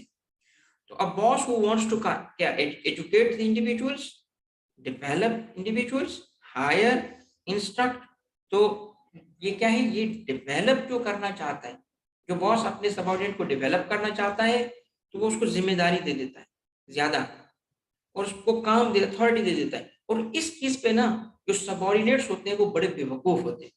वो क्या करते हैं, देख रहे होते हैं कि जी बॉस ने अपना काम जी मेरे कंधों पे डाल दिया, एक्स ने कहा जी मुझे इसने कहा, भाई वो अगर आप इस काम को करोगे, याद रखना काम के सिलसिले में मेरी एक एडवाइस है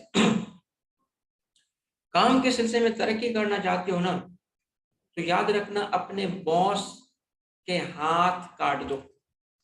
हाथ काटने का मतलब काटना नहीं है, हाथ काटने का मतलब है उससे काम ना करना, उसके हिस्से का काम भी करना होता है। ठीक है, इससे क्या होता है, इससे आपकी, ये मैं प्रैक्टिकल आपको एडवाइस दे रहा हूँ, प्रैक्टिकल एडवाइस। मैं, मेरे जो बॉसेस रहे हैं अल्हम्दुलिल्लाह आज तक ऐसा बॉस नहीं हो जो कि कहे कि यार तारिक जो है वो अच्छा ऑफिसर नहीं है, या कहे कि जी काम नहीं करता। वो कहते हैं यार बहुत काम करता है जाबा। क्यों? क्योंकि मैं देखता हूँ अपना काम तो मैंने करना है मगर मैंने इनका काम भी करना है। जमाल आज ही बेटा individuals will gain experience from additional authority. Individuals will gain experience from the additional authority and responsibility and will be accountable to their boss for how they have carried out the additional responsibility. जब देखें डेप्यूटाइज करने का मतलब ये नहीं है कि उसको बॉस बना दिया गया, नहीं, वो उसके बिहाफ पे काम तो करेगा मगर उसका मकसद क्या है, ताकि उसे एक्सपीरियंस मिले, उसकी जो एडिशनल अथॉरिटी है और उसकी जो रिस्पॉन्सिबिलिटी है उस पर जिम्मेदार वो रहेगा जो असल बॉस था उसके सामने। तो ये बात सही है, ट्रू है। Which of the following which of the following are part of development process? Which of the following are part of the development process? किसकी बात हो रही है? Inquiries and investigations, formal appraisals, accountability। तो असल में देखें डेवलपमेंट प्रोसेस जो है कि जी कल तुम्हें इतनी चीजें आती थी, आज तुम्हें इतनी चीजें आती हैं। ये इंक्वायरी इन्वेस्टिगेशन तो उस वक्त की जाती है ना जब कोई मिसहैप हुआ हो, जब कोई गड़बड़ हुई हो, जब कोई गलत काम हुआ हो, तो वो तो नहीं होगी। अकाउंटेबिलिटी भी अगेन उसी वक्त। तो correct option is formal appraisals. Appraisal किया जाता है ना कि जी अच्छा जी आपने इस महीने क्या किया, इससे it's a part of the development process. हम देखना चाहते हैं एम्प्लॉय डेवलप कर रहा है कि नहीं कर रहा, तो पता कैसे चलेगा? फॉर्मल अप्रेजल से पता चलेगा। मसलन कुछ ऐसी फंक्शंस और असाइनमेंट्स होंगी जो क्वांटिफाइबल होंगी। भाई वो पिछले महीने उसने 10 जो है यूनिट्स बनाए, इस महीने उसने 11 यूनिट्स बनाए, तो ग्रोथ हो रही है। ठीक है, तो अप्रेजल होगा तो ये चीजें सामने आएगी ना। Employees can be given opportunities for development through careful job design. Correct statement है, yes. Job design involves looking at dash in an organization or department and considering whether they can be altered in way that gives more fulfillment and greater experience to job holders. अब सुनिएगा इसमें job design क्या है। Job design में क्या है? Looking at the previous jobs, current jobs, future jobs. तो basically it is current jobs, looking at current. आप ये नहीं समझा करें कभी भी कि कल अगर आप कोई बिजनेस स्टार्ट करते हो या कल आप अगर कोई कंपनी बनाते हो तो पेपर पे सारी चीजें बना देंगे और उसके बाद लोगों को दे देंगे और लोग करना शुरू। ऐसे नहीं होता काम। काम क्या होता है? कोई चीज पेपर पे नहीं होती शुरू में। चलो भाई शुरू हो जाता है काम, दुकान ले ली, फैक्ट्री ले ली, बिजनेस ले लिया, शुरू कर दिया। अभी तुमने ये काम करना है, तुमने वो उस वक्त जो होता है ना, जो रियल लीडरशिप होती है वो वर्बल इंस्ट्रक्शंस हो रही, आपने ये करना, आपने ये करना, आप ये करो। मगर बात ये है कि वो जो डिजाइन किया हमने फंक्शंस के एक साथ वाले, ये अकाउंट्स के अंदर ये फंक्शंस होंगे, वो बिजनेस टू बिजनेस वेरी करता है। तो जो जॉब डिजाइन है ना, आमतौर पे वो पहले नहीं मौजूद होता, कि पहले मौजूद था और उसको फॉलो किया गया। आमतौर पे पहले काम शुरू करते हैं, बाद में जॉब डिजाइन हो रही है। And this is true for the country as well, मुल्क के लिए भी। इमरान खान ने पहले कोई वो बनाया नहीं था कि सारी की सारी चीजें उसने पहले बनाई हो कि जी मैं जाऊंगा तो ये कर लूंगा। वो गया, उसने चीजें देखी, ठीक है, और उसको इम्प्रूव करने के लिए तो अब जरूरत किस चीज की, रिफॉर्म की। एनीवे सियासत पे खैर बात नहीं करेंगे। There are these types of job redesign. अब हमने पीछे क्या देखा, ये देखो जॉब डिजाइन, ठीक है। अब क्या है, जॉब रीडिजाइन। रीडिजाइन कितने तरीके हैं उसके, कितने टाइप्स हैं उसके, दो, टू। कौन से, विच of the following is a type of job redesign, किसे रीडिजाइन करते हैं हम उसको, दो, enlargement and enrichment. Enlargement and enrichment, याद कर लो इसको। जॉब रीडिजाइन के लिए क्या है, enlargement and enrichment. Job enrichment किसको कहते हैं, means making the job richer, जैसे by building more dish into it, by building more pay into it, rooms into it, responsibilities into it, या appraisals. Clearly it is see responsibility, कि उस बंदे की जिम्मेदारी बढ़ा दी कि देखो तुम्हारा काम तो था ये काम करना, अब तुम ये भी चेक करना तुम्हारा काम। तो उससे क्या होगा, उसकी जॉब इनरिच होगी, जिम्मेदारी, डिसीजन मेकिंग भी हो सकता है। भाई पहले फैसला ये मैं करता, अब तुमने करना है। हमने स्टॉक मार्केट में इन्वेस्टमेंट करनी है, ये फैसला जी मैं करता था, अब इस हद तक तुम करोगे। क्या हुआ, जॉब इनरिच हो गई उसकी। When a job is क्या, enlarged, enriched, expanded, the job holder is given more authority। Authority कौन सी, for higher level of decision making. यहाँ कोई मैनुअल काम की बात नहीं हो रही, यहाँ डिसीजन मेकिंग की बात हो रही है। तो जॉब इनरिचमेंट में डिसीजन मेकिंग बढ़ाई जाती है, अथॉरिटी बढ़ाई जाती है। तो ये जिसका करेक्ट ऑप्शन क्या है, enrich. When a job is enriched, तो क्या करते हैं, उसकी डिसीजन, उसको हायर लेवल की अथॉरिटी और डिसीजन मेकिंग दी जाती है।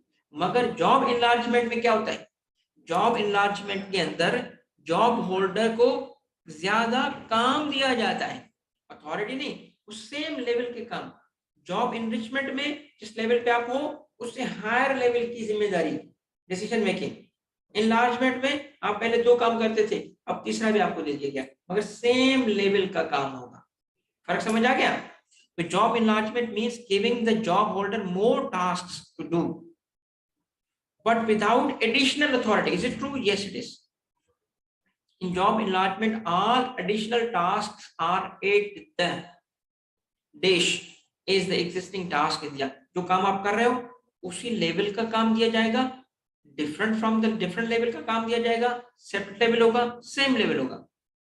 And the correct option is same level. तो इनलार्जमेंट में सेम लेवल का काम होगा, इनरिचमेंट में हायर लेवल की जिम्मेदारी होगी। Once an organization has spent such a considerable time and investment in recruitment, selection, and development of its employees, failing to dash employees would prove very costly for the business. एक organisation है, उसने क्या किया, investment की, किसमें, recruitment, selection, development. तो अब अगर वो क्या करे, अगर गलती कर दी ना तो नुकसान होगा कंपनी का। फेलिंग टू डू क्या, failing to pay employees, failing to promote employees, failing to fire employees, या फेलिंग टू रिटेन एम्प्लॉइज। तो correct option is D, retain employees.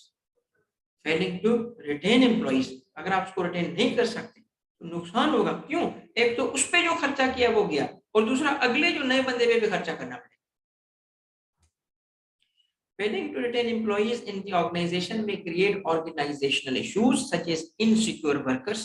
भाई देखिए, कंपनी के अंदर एक बंदा था और वो 20 साल से काम करता था, और आप उस कंपनी में नए नए गए हो। उस 20 साल वाले बंदे को आपने देखा कि जी वो जॉब छोड़ रहा है और बड़ा नाराज है, और वो ऐसी बातें करके जा रहा है जो टीवी में दी जाती हैं, तो उसको बीप कर देते हैं, बीप बीप बीप, मतलब समझ रहे हो, गालियां देके जा रहे हैं। तो आप देखोगे, पूछोगे यार तुम्हारे साथ क्या हुआ, वो कहेगा यार बस मैं तो चाह रहा हूँ बस। तो अगर, या दूसरी सिचुएशन क्या है, आप किसी जॉब पे गए, आपने देखा कि हर महीने कोई ना कोई छोड़ के जा रहा है, आपको भी वजह नहीं पता, तो ये इनसिक्योरिटी क्रिएट करती है ज्यादा। अगर जो एम्प्लॉयज छोड़ के जाएंगे, रिटेन नहीं कर पाएंगे, टर्नओवर ज्यादा होगा, तो इनसिक्योरिटी। और दूसरा क्या है, organizational issues such as insecure workers, excess job duties that co-workers must have done। excess job duties इसलिए कि जो बंदा चला गया है, जिसको रिटेन हम नहीं कर सके, उसका काम भी तो किसी ने करना है ना। वो अगर काम नहीं करेंगे तो काम आगे कैसे बढ़ेगा, वो तो काम रुका हुआ होगा। ठीक है, एक क्रोनोलॉजिकल ऑर्डर में चीजें हो रही होती हैं, पहले ये होगा फिर ये होगा, तो उसके बाद अब क्या करेंगे, तो उसके कोलीग्स को काम देंगे, काम बढ़ जाएगा उनका। Time invested in recruiting, hiring and training new employ, ये भी नुकसान हो गया भाई टाइम का, जो उसको। तो ये क्या सही है, क्या ये सही है? ये सही है। अगर हम एम्प्लॉयज को रिटेन नहीं कर पाएंगे फिर नुकसान होगा। Which of the following is a process in which employees are encouraged to remain with the organization for the maximum period of time or until the completion of the project? क्या कहते हैं इसको? Employee turnover, employee retention, employee promotion, none of the above। ये क्या है? A process in which employees are encouraged to remain with the organization। तो obviously ये employee retention की बात हो रही है। Which of the following occurs when employees quit or are fired and must be replaced by new employees? या तो वो quit कर गए या उनको निकाल दिया गया। ये किस चीज की बात हो रही है? रिटेंशन की बात तो नहीं है, सिलेक्शन की बात भी नहीं है। टर्नओवर और रिप्लेसमेंट, तो इसको टर्म कहा जाता है टर्नओवर। टर्नओवर का मतलब क्या है कि कितने एम्प्लॉयज छोड़ के जा रहे हैं, एम्प्लॉय का छोड़ के जाना, चाहे वो खुद गया चाहे उसको निकाला गया, this is known as turnover. Turnover का एक मतलब अकाउंटिंग में सेल्स भी होता है, मगर यहाँ टर्नओवर याद रखिएगा, एचआरएम में टर्नओवर कहा जाता है एम्प्लॉयज के। टर्नओवर रेशियो का मतलब क्या होता है, किस रेट से एम्प्लॉय छोड़ के जा रहे हैं। Turnover results in which of the following in addition to socialization expenses for new employees? क्या होता है भाई, एक तो क्या होगा, socialization expense for new employees, ये तो है ही। ठीक है, और क्या रिजल्ट्स होती है टर्नओवर की? Lost productivity from the vacancy. अब अगर वैकेंसी ऐसी है कि जिसमें काम नहीं हो रहा और कोई फेलो वर्कर भी नहीं है जो वो काम कर सकते, तो वो काम नहीं होने से क्या होगा, प्रोडक्टिविटी लूज हो गई। Cost to recruit replace employees, वो कॉस्ट लगा गई। Management time devoted to, management का टाइम अलग लगेगा, मैनेजर्स अलग उस ट्रेनिंग सिलेक्शन प्रोसेस में लग जाएंगे दोबारा। तो ऑल ऑफ द अबव, ये सारी की सारी क्या है, ये रिजल्ट्स है किसके, टर्नओवर के। तो कितने रिजल्ट्स हैं इसके? 4, एक क्वेश्चन में गिवन था और 3 ऑप्शंस में गिवन थे। Part of employee turnover is inevitable, होगा, मतलब ये नहीं है कि कोई एम्प्लॉय आए और जैसे हमारे कल्चर में कहा जाता है बच्चियों को कि बेटा अब तुम जा रही हो, शादी के वक्त कहा जाता है ना, अब तो तुम्हारी लाश आएगी। अगर सबसे बड़ी दुनिया की जहालत ये कहना है बच्ची को कि बेटा अब तुम्हारी लाश, वो जाके बेचारी जुल्म बर्दाश्त करे, पता नहीं क्या क्या हो, वापस नहीं आएगी उसकी लाश। मतलब अजीब कल्चर है हमारा जाहिलों वाला। तो ऐसा नहीं कहते हम कि भाई अब तुम तो जा रहे हो एम्प्लॉय बन के, अब तो तुम खबर नहीं आओगे, ये नहीं कहते। द मोमेंट आपको अच्छी अपॉर्चुनिटी मिलेगी आप जोड़ो। एक अक्लमंद इंसान में यही है भाई, अगर एम्प्लॉय है, देखें एक चीज,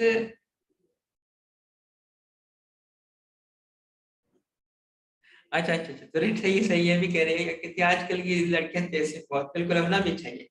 देखिए जो मैं आपको बता रहा था कि जो एक चीज याद रखना सारे बच्चे मेरे जो जो मुझे सुन रहे हैं, एक बात याद रखना, देखो जो जॉब है ना, जॉब्स, हम ना इंशाल्लाह आप भी सारे बच्चे जो हैं, इंशाल्लाह मेरी दुआ है आप भी मेहनत करते हो और मेहनत करना भी, एक अच्छी जगह पहुंचोगे, आप लोग फ्यूचर हो। ठीक है ना, कभी आपकी जगह पे हम होते थे और हम बैठ के लाइब्रेरी में और कॉलेज में पढ़ते थे और अल्लाह ने फिर एक एक मंजिल पे पहुंचाया, आज हम लीड कर रहे हैं, कल आप लीड करोगे। तो जो बात बात समझाना चाह रहा हूँ, एक बात याद रखना, काम कभी भी एंड नहीं होता, नेवर एंडिंग होता है। जो प्रोफेशनल वर्क की बात हो, काम होता है और हमेशा होता रहेगा, मगर हम लोग ना जब एक लेवल से ज्यादा वर्क को इम्पोर्टेंस देते हैं, जब वो लेवल क्रॉस, वर्क को इम्पोर्टेंस देनी चाहिए, बहुत जरूरी है, उसको सीरियस लेना चाहिए, उस पर मेहनत करनी चाहिए, दिन रात करना चाहिए, मगर याद रखना कि जब आप काम को एक लेवल होता है उस लेवल से ज्यादा लेके जाते हो, और वो लेवल क्या होता है, जब आपकी जाती जिंदगी सफर करना शुरू कर देती है, तो that is the time to put your foot down and say no. वहां रुकना चाहिए। आपने पूरी जिंदगी जिस कंपनी को दी होगी ना बेटा, पूरी जिंदगी आप जवानी देते हो उस कंपनी को, आप अपनी दिन का मतलब लाइफ का प्राइम टाइम होता है जवानी, प्राइम टाइम दे रहे हो कंपनी को, आप उस कंपनी को दिन का, डे का प्राइम टाइम दे रहे होते हो। प्राइम टाइम सुबह से लेके और 5 बजे तक प्राइम टाइम होता है दिन का। दिन का भी प्राइम टाइम हमने दिया, जिंदगी का भी प्राइम टाइम दिया, मगर बेटा किसी एक गलती पे वो कंपनी तुम्हें निकाल के देगी। वो वो कंपनी आपको ना रिटायरमेंट के बाद या आप छोड़ याद भी नहीं रखी, तो आप अपनी जिंदगी नहीं समझना उसको, याद रखना। मैं ये नहीं कह रहा काम नहीं करना यार, काम करोगे तो तुम पता नहीं कहाँ पहुंचोगे, वो जरूरी है। काम में दिल लगाना चाहिए, मेहनत करनी चाहिए। मैं आपको याद एक और एडवाइस करता हूँ, कभी भी अपनी सैलरी देख के काम नहीं करना। ये 2 अच्छी एडवाइस दे रहा हूँ आपको। सैलरी देख के काम करोगे उसी सैलरी पे रह जाओगे। आप उस सैलरी को देख के काम करना जिस तक तुम पहुंचना चाहते हो। अगर आपको सैलरी मिल रही है एवरेज, और आप उस एवरेज काम करोगे तो एवरेज रह जाओगे ना। तो कभी भी सैलरी देख के काम नहीं करते, काम बेस्ट करते हैं और बेहतर। आप समझें कि आपकी जिम्मेदारी, मगर एक eight the end of the day आपने अपनी जिंदगी नहीं बना देना उसको। दोनों का बैलेंस रखना है, तरक्की भी करनी है मगर साथ में जिंदगी भी गुजारनी है यार। जिंदगी गुजारना भूल जाते हैं हम। सारा कुछ करने के बाद जब हम, जिसको कहते हैं ना, सेट हो जाए, बट जब सेट हो जाते हैं ना और पीछे देखते हैं तो जिंदगी गई, पता चलता है यार मैंने तो जिंदगी नहीं गुजारी। तो हैव फन। छोटे छोटी खुशियां जो होती है ना, वो नहीं भूला करो। छोटी छोटी खुशियां होती हैं, घर के अंदर छोटे बच्चे हैं, मतलब आप घर से बाहर निकलो, कोई दरख्त हो, ट्राई टू अपने एनवायरनमेंट को ना एंजॉय करो। वो जो ढाबे पे आधा कप चाय पीना, दोस्तों के साथ टाइम गुजारना, this is life, this is life. और जिंदगी में खुशी, एक चीज और बताऊं, कहीं दूर नहीं मिलेगी कि जब तुम न्यूयॉर्क के किसी बीच पे बैठे होंगे और उस वक्त तुम कहोगे यार yes now I am human, अब मैं खुश हूँ। ऐसा कभी नहीं आएगा वक्त। और ये भी कभी नहीं मिलेगा कि यार अभी मैंने एक जगह पहुंचना है और मैंने ये क्वालिफाई होना है, क्वालिफाई होने के बाद सीएफओ बनना है, फिर इस सैलरी पैकेट तक आना है और उसके बाद मैं अल्लाह को याद करूंगा। ये सब हो जाए फिर मैं सारी चीजें ना डेडिकेट हो जाएंगी, एक तरफ लग जाएंगी। अब सारी चीजें एक तरफ लग गई तो अब मैं दिल जमाई से अल्लाह की तरफ रुजू करता हूँ, और मैं अल्लाह की तरफ, बेटा टाइम भी नहीं मिलता, सारी चीजें साथ चलती हैं। नमाज भी पढ़नी है, सारी चीजें साथ चलानी है, ठीक है ना। ये नहीं करना कि इस दुनिया के चक्कर में लग के हम सारा कुछ भूल जाए। तो बहरहाल ये बात आई तो मैंने आपसे की कि जो टर्नओवर है ना वो होता है, लोग छोड़ के जाएंगे। ये नहीं हो सकता कि कोई छोड़ के ही ना जाए। वो क्यों? इसलिए कि वर्स्ट केस क्या होता है, वर्स्ट केस में उस बंदे की डेथ छोड़ के जाएगा ना, समझ रहे हैं। तो कंपनी के एम्प्लॉय छोड़ के जाते हैं, और भी रीजन होती है इसकी। For operations of an organization to run smoothly, most organizations aim to optimize the days for their organization. क्या ऑप्टिमाइज करते हैं उसको? Rate of return, pace of promotion या रेट ऑफ टर्नओवर। ऑप्टिमाइज करने का मतलब है आइडियल सिचुएशन, आइडियल कि छोड़ के जा रहे हैं तो इतने छोड़ के जाए इस हाल में, तो ऑप्टिमाइज करने की कोशिश करते हैं rate of turnover. A well-organized human resource department strives to dash losses due to separations and transfers. ये separations और transfer का मतलब turnover है, because recruiting and training new employees is very expensive.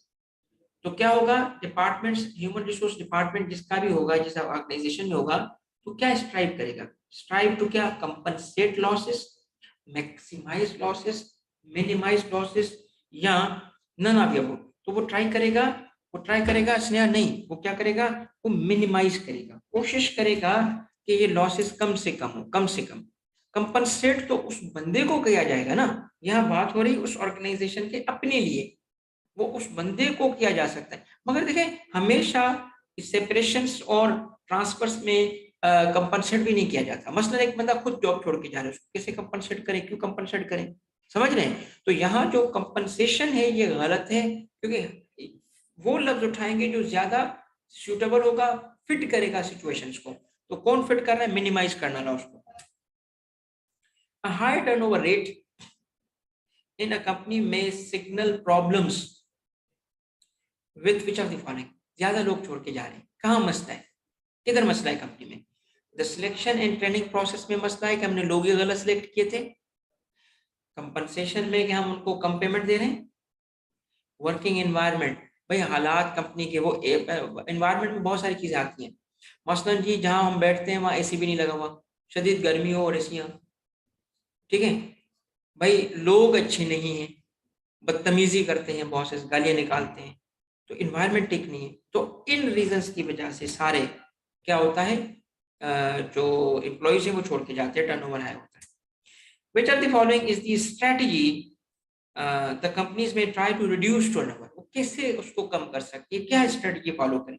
Giving employees more interesting jobs, ठीक है, ये बहुत important चीज है कि एम्प्लॉय अपनी जॉब को इन अ वे एक हद तक इंजॉय करे, कम से कम बोर ना हो, तो उसको क्या कहेंगे, जॉब इनरिचमेंट करें उसकी। Allowing for increase job flexibility, भाई इसकी इंक्रीज फ्लेक्सिबिलिटी दे दी, जैसे टाइम की फ्लेक्सिबिलिटी हो। प्रोवाइडिंग मोर एम्प्लॉई बेनिफिट्स, तो तीनों के तीनों तरीके हैं, क्या स्ट्रेटजी में कौन सी इनके थ्रू रोका जा सकता है? मैं एक मिसाल देता हूँ आपको। हमारे पास एक अच्छा लड़का है, तो उसकी फैमिली में कोई इशू आ गया, मगर उसका काम क्या है, उसका काम है जी पोस्ट बनाना। अब उसने रिक्वेस्ट की कि सर देखिए मेरे पास दो ऑप्शन, या तो जॉब छोड़ दूँ या तो घर से करूँ, तो क्या करना चाहिए? अगर अच्छा वर्कर है तो उसको हमने क्या किया, या तो वो छोड़ के जाएगा टर्नओवर, क्योंकि उसने बता दिया कि मैं तो, या फिर अलाउइंग क्या फ्लेक्सिबिलिटी, किसके हमने फ्लेक्सिबिलिटी, टाइम, चलो भी घर से कर लो मगर ये टारगेट मीट करना है, ऑल ऑफ द अबव। तो reduce dash, organizations with can come up with various strategies to keep the employees satisfied and stay in the organization. To reduce क्या? Training expenses, voluntary turnover, recruitment selection process, cost of development. Organizations can come up with various strategies to keep the employees satisfied and stay in the stay. यहाँ इसका रास्ता, तो किस चीज को रोकने के लिए? टर्नओवर को रोकने के लिए, ताकि वो रुके। मैं आपको इसलिए ये बता रहा हूँ, बार बार भी याद रखना, सवाल को तवज्जो से पढ़ोगे, उसमें क्लूज होंगे करेक्ट ऑप्शन के। To reduce voluntary turnover, the employers must recognize, voluntary का मतलब एम्प्लॉय अपनी मर्जी से जा रहा है, निकाला नहीं गया। To reduce voluntary turnover, the employers must recognize key reasons why employees would want to stay, retire, leave, deputize। भाई जब हम कह रहे हैं कि वॉलंटरी टर्नओवर है, तो लीव हो रहा होगा ना, जिसकी वजह से तो आपको रीजंस पता हो कि वो क्यों छोड़ के जा रहे हैं। Employees quit their job for many reasons in addition to moving to another location, यानी इसने एक रीजन तो खुद बता दी, moving to another location due to family reasons, which of the following is या are other reason या reasons? Stay home to take care of their loved one, अब एक फीमेल वर्कर है और उसके यहाँ कोई बेटी बेटा हुआ और उसने कहा कि अब मुझे जॉब छोड़नी है, मगर उसका काम ऐसा है जो घर से बैठ के कर सकती है, तो अब क्या होगा? एक रीजन तो है ना, हमने कहा नहीं कि घर से हम काम अलाउ नहीं करेंगे, तो क्या होगा? उसको एक रीजन बन गया। कौन सा रीजन बन गया? कि वो घर पे रहना चाहती है, और घर पे क्यों? To take care. दूसरा क्या होता है कि एक वर्कर है और उसके फादर को कोई टर्मिनल डिजीज है, ऐसी डिजीज है और उसके घर में कोई ख्याल रखने वाला नहीं है, क्या करेगा? घर में रहना चाहेगा। दूसरा चेंज कैरियर्स, भाई क्यों लोग छोड़ के जाते हैं? उनको कैरियर चेंज करना है जी। फार्मास्यूटिकल में काम कर रहा था, मुझे अच्छा नहीं लगता, मैं टेक्सटाइल में जाना चाहता हूँ। फाइंड कैरियर ग्रोथ, आपके यहाँ वो जूनियर मैनेजर था, कहीं और पे उसको मैनेजर बना दिया गया, सीनियर मैनेजर, हायर पोजीशन दी गई, हायर पे दी गई, तो ये सारे के सारे क्या है? रीजन है। किस चीज के रीजन हैं? ये रीजन हैं जिसकी वजह से जॉब छोड़ी जाती है, टर्नओवर की। Which of the following is among the reasons due to which employees quit their job? तो हमने पहले कितने गिनवाए थे? 4।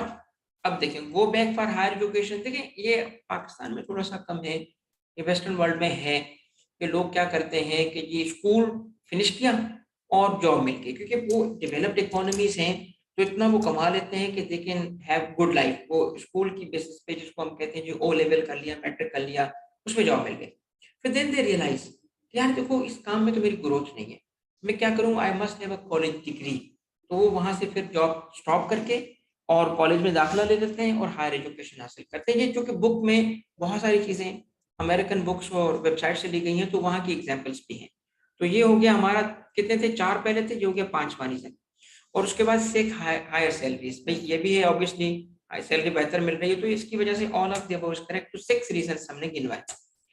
The reasons due to which employees quit their job are not easy to address by employers because they involve dash in the employees world outside। देखो ये जो problems है ना, ये नहीं कहा जा सकता कि एम्प्लॉयर अगर मसले हल कर दे तो एम्प्लॉय रुक जाएगा।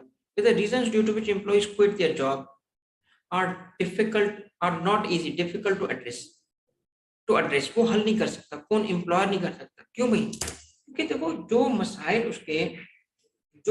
उसके उस काम की हद तक हैं वो तो एम्प्लॉयर हल कर सकता है, मगर व्हाट अबाउट के जो उसकी आउटसाइड वर्ल्ड के, वो कैसे हल करे, वो तो नहीं कर सकता ना। तो फिल इन द ब्लैंक करे, because they involve professional development events, life events, business events, या none of the above. Because they involve life events. Life event, घर पे कुछ हुआ होता है भाई, घर, सिटी चेंज हो रही है हमारी, हम शिफ्ट हो रहे हैं, घर के अंदर जैसे मैंने भी बताया जी, बच्चा पैदा हुआ जी, फादर को कोई डिजीज, तो थिंग्स लाइक दैट, इसकी वजह से ये चीजें होती हैं। The reasons due to which employees quit the job are not easy to address। Jamal बेटा तकरीबन मैं 30 मिनट्स और लूंगा क्लास में, 30 मिनट्स और लूंगा तो फिर मैं ऑफ कर दूंगा, ठीक है। आज हमने इस चैप्टर को कंप्लीट करना है ताकि कल हम एक और चैप्टर करेंगे, कल का मैं एंड पे बताऊंगा आपको। द रीजंस, क्योंकि मंडे तक हमने एंड करना है, जिस बच्चे का 19 में पेपर हो रहा है इस वजह से मंडे पे हमने एंड करना है, ठीक है ना। तो मंडे से आगे नहीं जा सकते, 2 चैप्टर हैं, एक हम कल करेंगे, एक परसों करेंगे, तो आज हमने इसको कंप्लीट करना है। और तकरीबन हो गया है, थोड़ा सा आधा घंटा लगेगा। The reasons due to which employees quit the job are not easy to address by the, अभी अभी हमने देखा था। मैं इसलिए एक ही चीज पे 2-2 एमसीक्यू बनाता हूँ, या जहां मैं इंपॉर्टेंट समझता हूँ, हर जगह नहीं बनाए, बट जहां मैं समझता हूँ, क्योंकि हो सकता है कि एग्जामिनर कोई और एस्पेक्ट उठाए। तो यहाँ कौन सा एस्पेक्ट है, अब जिसने पिछले को पढ़ा होगा उसको पता है कि वो वहीं से बनाया गया है। The reasons due to which employees quit the job are not easy to address by the dish, but majority of reasons are under the control of employer। अब तो है ना, बात ये है कि इस जुमले में ही जवाब मौजूद है। कैसे? इधर से कि एम्प्लॉयर जो होता है वो मेजॉरिटी, इसको मैं वजाहत कर चुका कि बहुत सारे इश्यूज जो होंगे वो एम्प्लॉयर जो होगा वो हल कर सकता है, सारे नहीं कर सकता। तो are not easy to address by the employer is the correct option। Any element of current workplace culture and environment, the employee's perception of his job, कि मैं अच्छा काम करता हूँ, बुरा काम करता हूँ, या अच्छी नौकरी है, बुरी है, अपॉर्चुनिटीज कि यार मुझे, मैं तो यहाँ पे कम सैलरी पे बैठा हुआ हूँ, कहीं और जा सकता हूँ, और all factors that employee can influence, that the employer can influence. क्यों? उसको रोकने के लिए, उसको रिटेन करने के लिए एम्प्लॉयर क्या कर सकता है, एम्प्लॉयर इन्फ्लुएंस कर सकता है किस चीज को, उसके करंट वर्क प्लेस को, कल्चर बेहतर कर दो, इन्वायरमेंट ठीक कर दो, employees perception of the job, opportunities क्या है तुम्हारे लिए, ये सब फैक्टर्स हैं जिसको एम्प्लॉयर इन्फ्लुएंस कर सकता है और जिसकी वजह से उसका जो टर्नओवर है वो कंट्रोल में आ सकता है। This statement is true.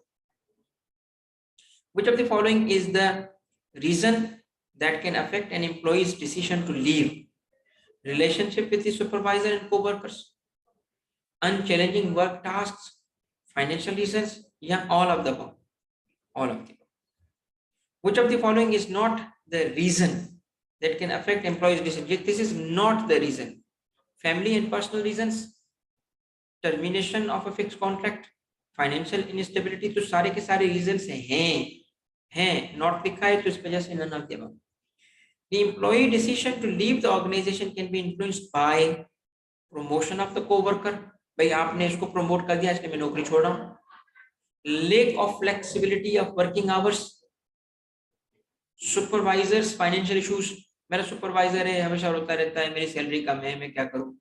अब इन तीनों में आप देखोगे तो हम क्यों छोड़ेंगे, हम किसी और के प्रमोशन पे या सुपरवाइजर के मसलों की वजह से जॉब छोड़ जो, हाँ अलबत्ता हमें अगर आवर्स का इशू है, फ्लेक्सिबल नहीं है, ये हमारा इशू है। ए में हमारा इशू नहीं है, बी में यानी हमारी सक्सेस नहीं है ए में, बी में हमारा प्रॉब्लम नहीं है, और सी में हमारा प्रॉब्लम नहीं, बी में हमारा problem. While offering a good paycheck is important, companies need to go a little deeper to make sure their workers, their turnover rate is क्या लो, हाई, फिक्स्ड, लो। तो इसका मतलब है कि देखो टर्नओवर रेट को, यानी लोग नौकरी कम छोड़ के जाएं, सिर्फ पे चेक से नहीं समझना कि भाई आपने बस पे चेक रखा यानी सैलरी बढ़ा दी, अच्छी सैलरी दे रहे हो तो लोग छोड़ दो, नहीं, you have to go a little deeper ताकि ये कम हो। भाई देखो आप पे चेक तो अच्छे दे रहे हो, माहौल अच्छा नहीं है। कितनी दफा होता है कि अच्छे एम्प्लॉयज छोड़ के जाते हैं सिर्फ इसलिए नहीं कि उनकी सैलरी कम है, वो कम सैलरी पे जा रहे होते हैं मगर कहते हैं यार देखो सुकून चाहिए हमें, यहाँ सुकून नहीं।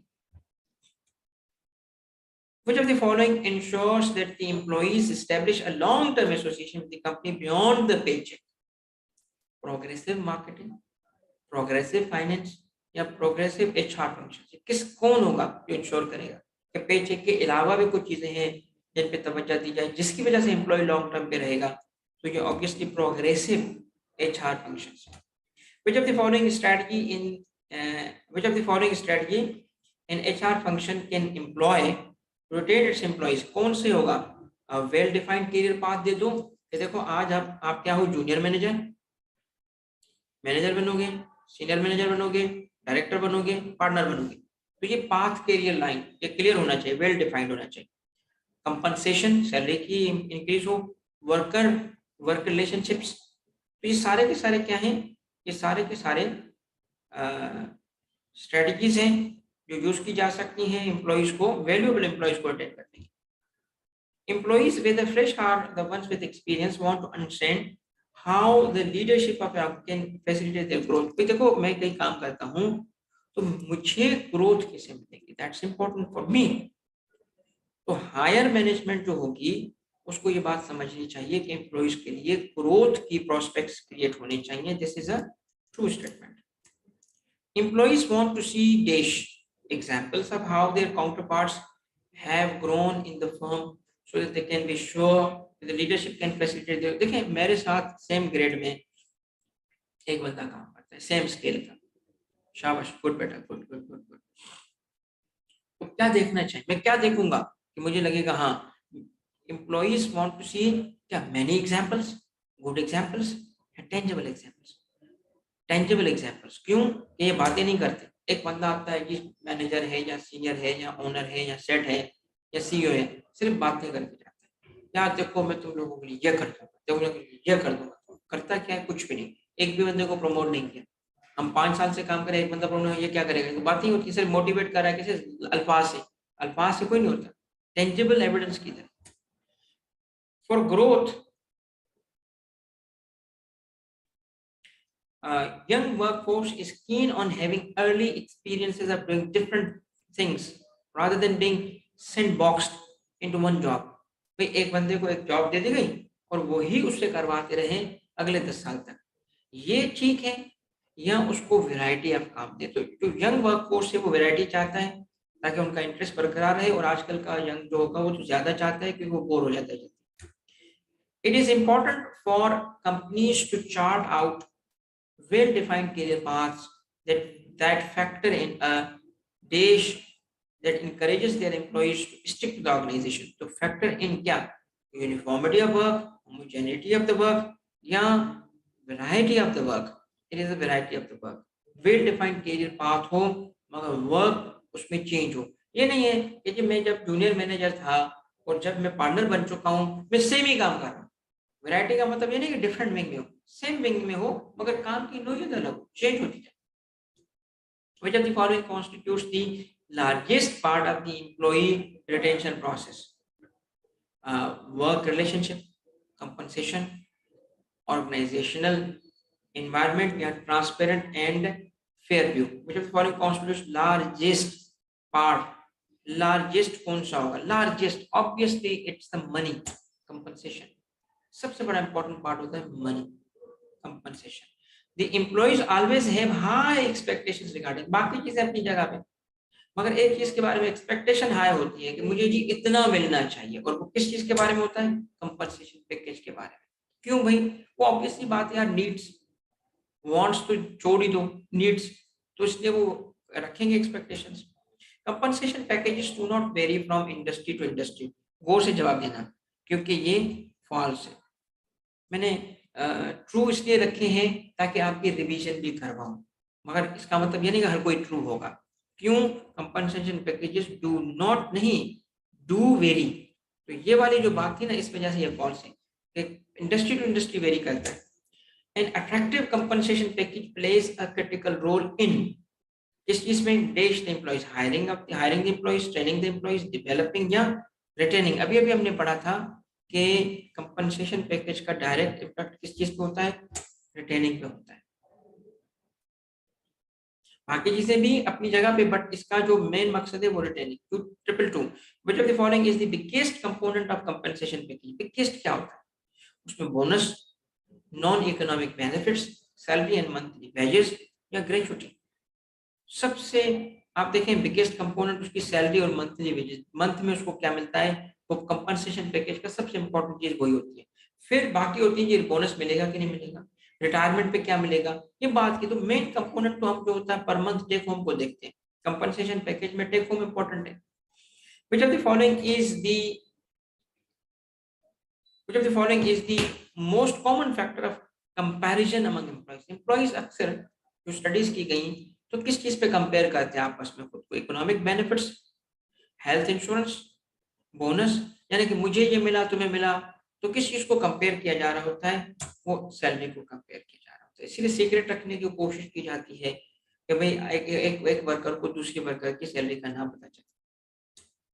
Salary and wages represent level of skills and experience an individual can. So yes, true, it's true. They do represent. Level का मतलब क्या है? Level of skills and experience.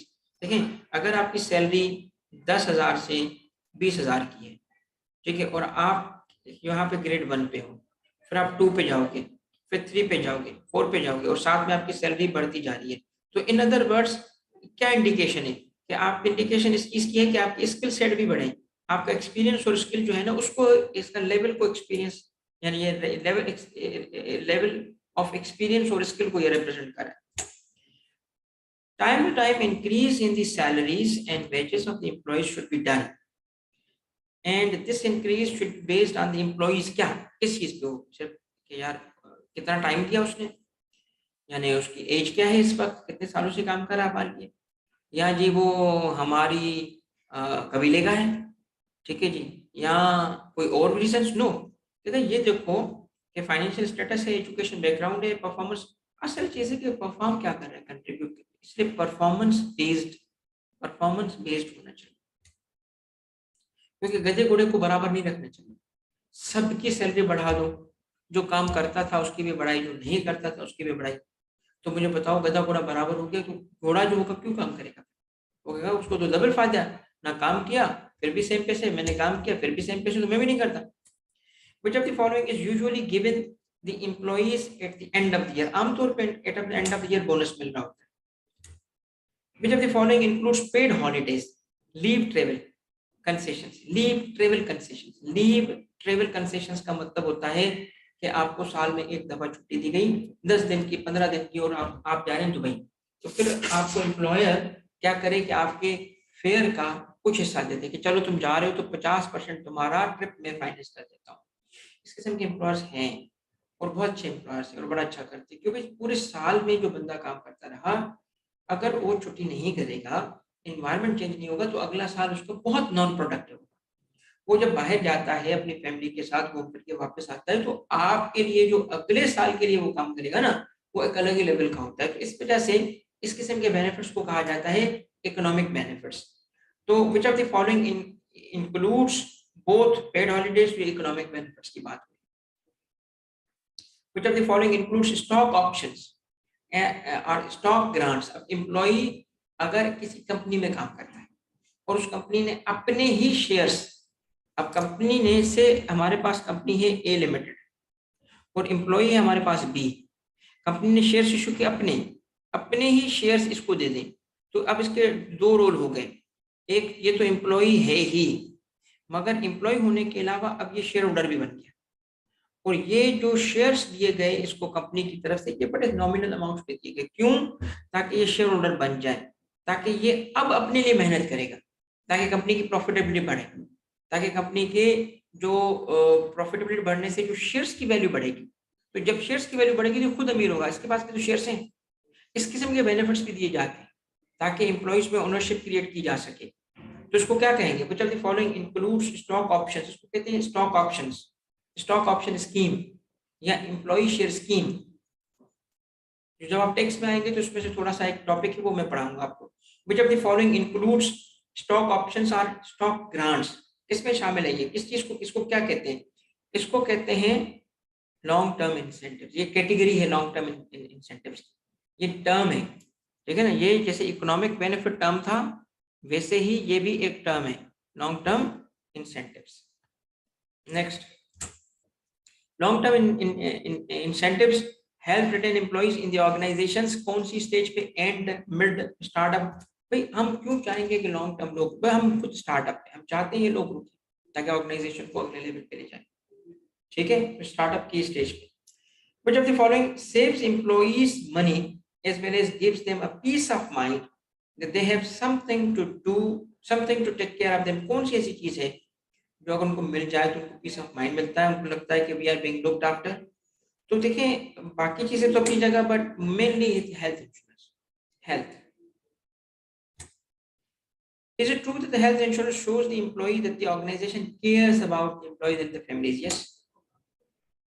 एक साहब मिले मुझे 2 दिन पहले, और उन्होंने भी ये बात की कि उनका कोई भाई का एक्सीडेंट हो गया था, और उन्होंने जाके वो जब उनकी देखभाल की हॉस्पिटल्स में, तो जितना खर्चा हुआ तो कह रहे थे कि मैं बड़ा परेशान हूँ कि गरीब लोग कैसे जिंदगी गुजारते होंगे।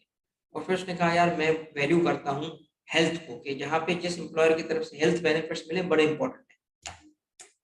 Which of the following includes payments that an employee gets after he retires, like gratuity, EFPs and employee provident fund? तो ये भी एक टर्म है, सुनिएगा, इसको कहते हैं after retirements.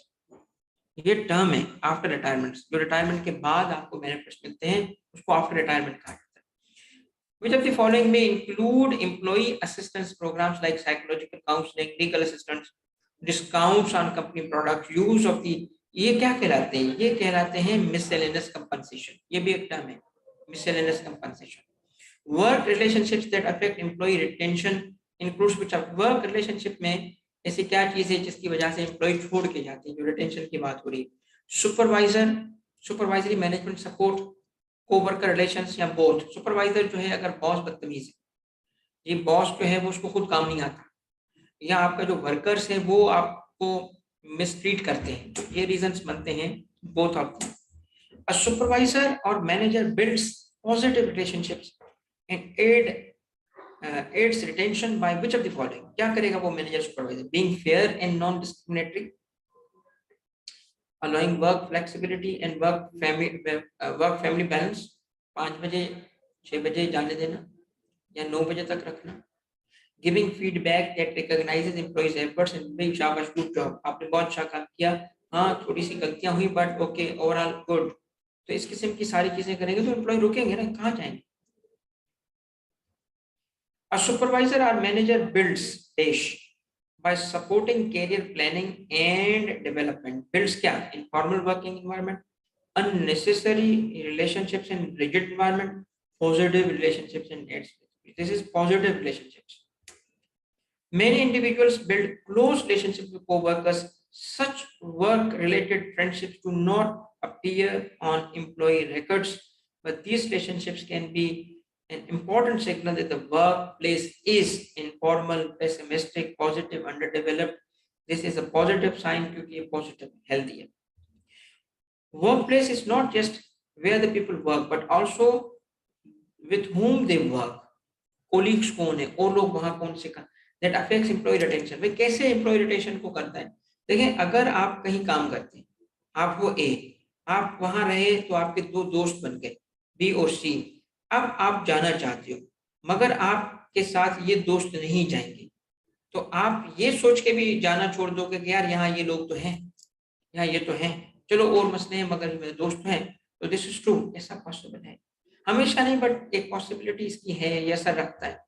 If individuals are not linked with or do not relate to their co-workers, there is greater likelihood for dash to occur. अगर आपस में वो खुद एम्प्लॉय, ये देखिए इसके ना मल्टीपल एस्पेक्ट्स होते हैं। वर्कर्स का आपस में फ्रेंडशिप होना कभी कभी नेगेटिव भी होता है, डिस्करेज भी किया जाता है, बट अगर पॉजिटिव माहौल में हो तो उसको इंकरेज किया जाएगा, क्योंकि इससे टर्नओवर पे फर्क पड़ेगा। इससे फर्क क्या पड़ेगा, लोग छोड़ के नहीं जाएंगे।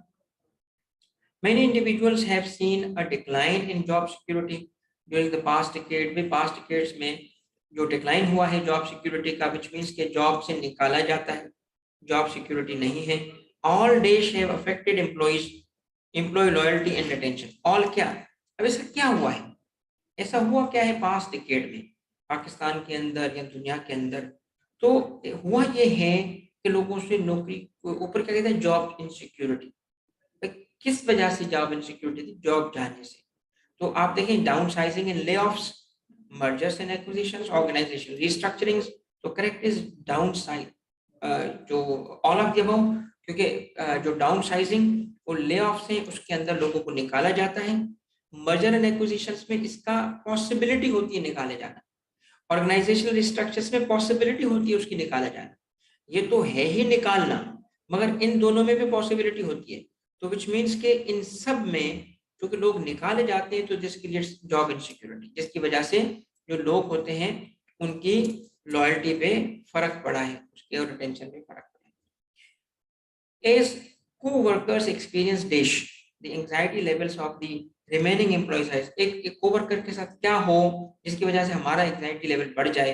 तो डेवलपमेंट एंड ग्रोथ हो तो हमारा एंग्जाइटी क्यों बढ़ेगा, प्रमोशन एंड जॉब सिक्योरिटी हो भाई क्यों एंग्जाइटी बढ़ेगा, एंग्जाइटी क्यों बढ़ेगी। वो 3 इडियट्स की तरह तो नहीं है कि जी दोस्त पास हो जाए और हम, मतलब एक होता है ना खुद के फेल होने का गम, एक होता है दोस्त के पास होने का तो ये वो वाली बात तो नहीं है जी प्रमोट हो गया हमारी एंग्जाइटी शुरू हो गई, नहीं। एक्चुअली ये है कि इसमें जो ले ऑफ और रिडक्शन है उसकी बात हो रही है। अगर को वर्कर्स को निकाला जाएगा तो हमारी एंग्जाइटी शुरू हो जाएगी कि जी अब हमारी बारी है। व्हेन को वर्कर्स एक्सपीरियंस ले offs and reductions, the remaining employees क्या कर सकते हैं, स्टार्ट, तो क्या काम करना शुरू कर देते हैं, वो start taking their job seriously. ऐसा हो जाता है कि एक को निकाला भी हम तो से, या start thinking of leaving before they get their cut.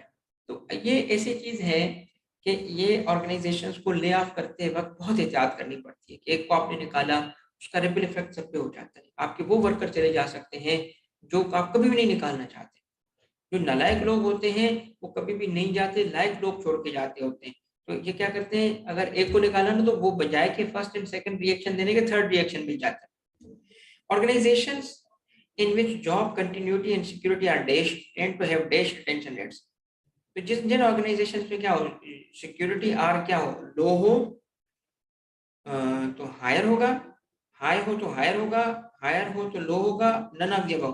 तो कहता है कि जिसमें जॉब कंटिन्यूटी एंड सिक्योरिटी लो होगी तो उस सूरत में क्या होगा, हायर, और अगर हाई होगी तो हायर होगा। अब सोचने की बात यह है कि डिसकंटिन्यूटी और सिक्योरिटी हाई होगी तो इसका इफेक्ट होगा ना रिटेंशन, ठीक है ना।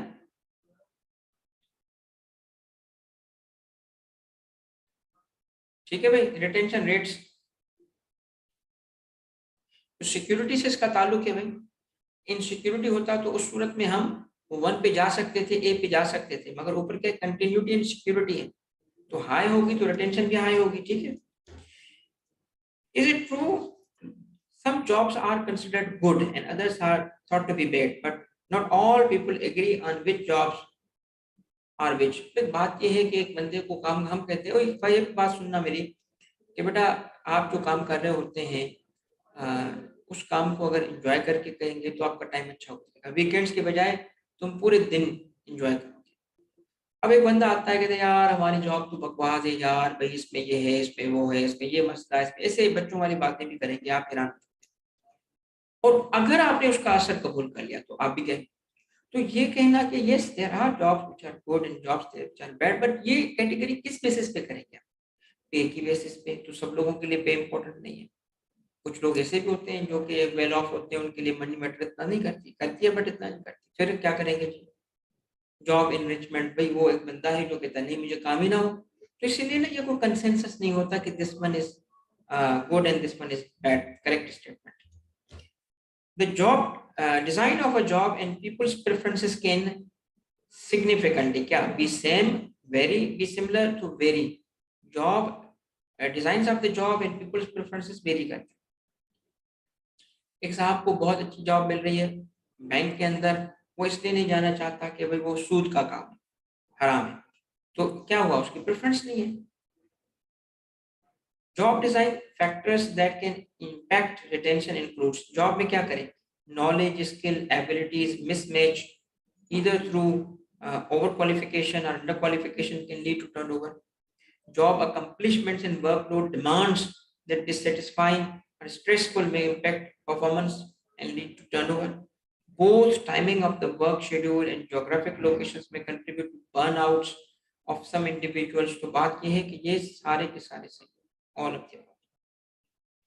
One of the factors of job design is that the ability of the employees to balance work and life requirements affect their job। Life work balance, life work balance is, जब आप job पे आओगे, this is the most important thing to do. काम पे भी तवज्जो रखनी है, बट जिंदगी भी है, घर पे भी, खुद पे भी। तो अफेक्ट्स देयर जॉब परफॉर्मेंस, इसकी वजह से अब एक बंदा ना हेवीली टिल्टेड हो वर्क की तरफ और पर्सनल लाइफ जो है वो डिस्टर्ब है, तो काम पे इसका असर आएगा। एक बंदा जो है वो सिर्फ चिल करना चाहता है, जिंदगी काम नहीं करता, ऑब्वियसली उसका लाइफ पे फर्क आएगा। तो इसका एक बैलेंस होता है। तो this statement is true. Irrespective of their industry, it is important for working professionals to maintain a dish।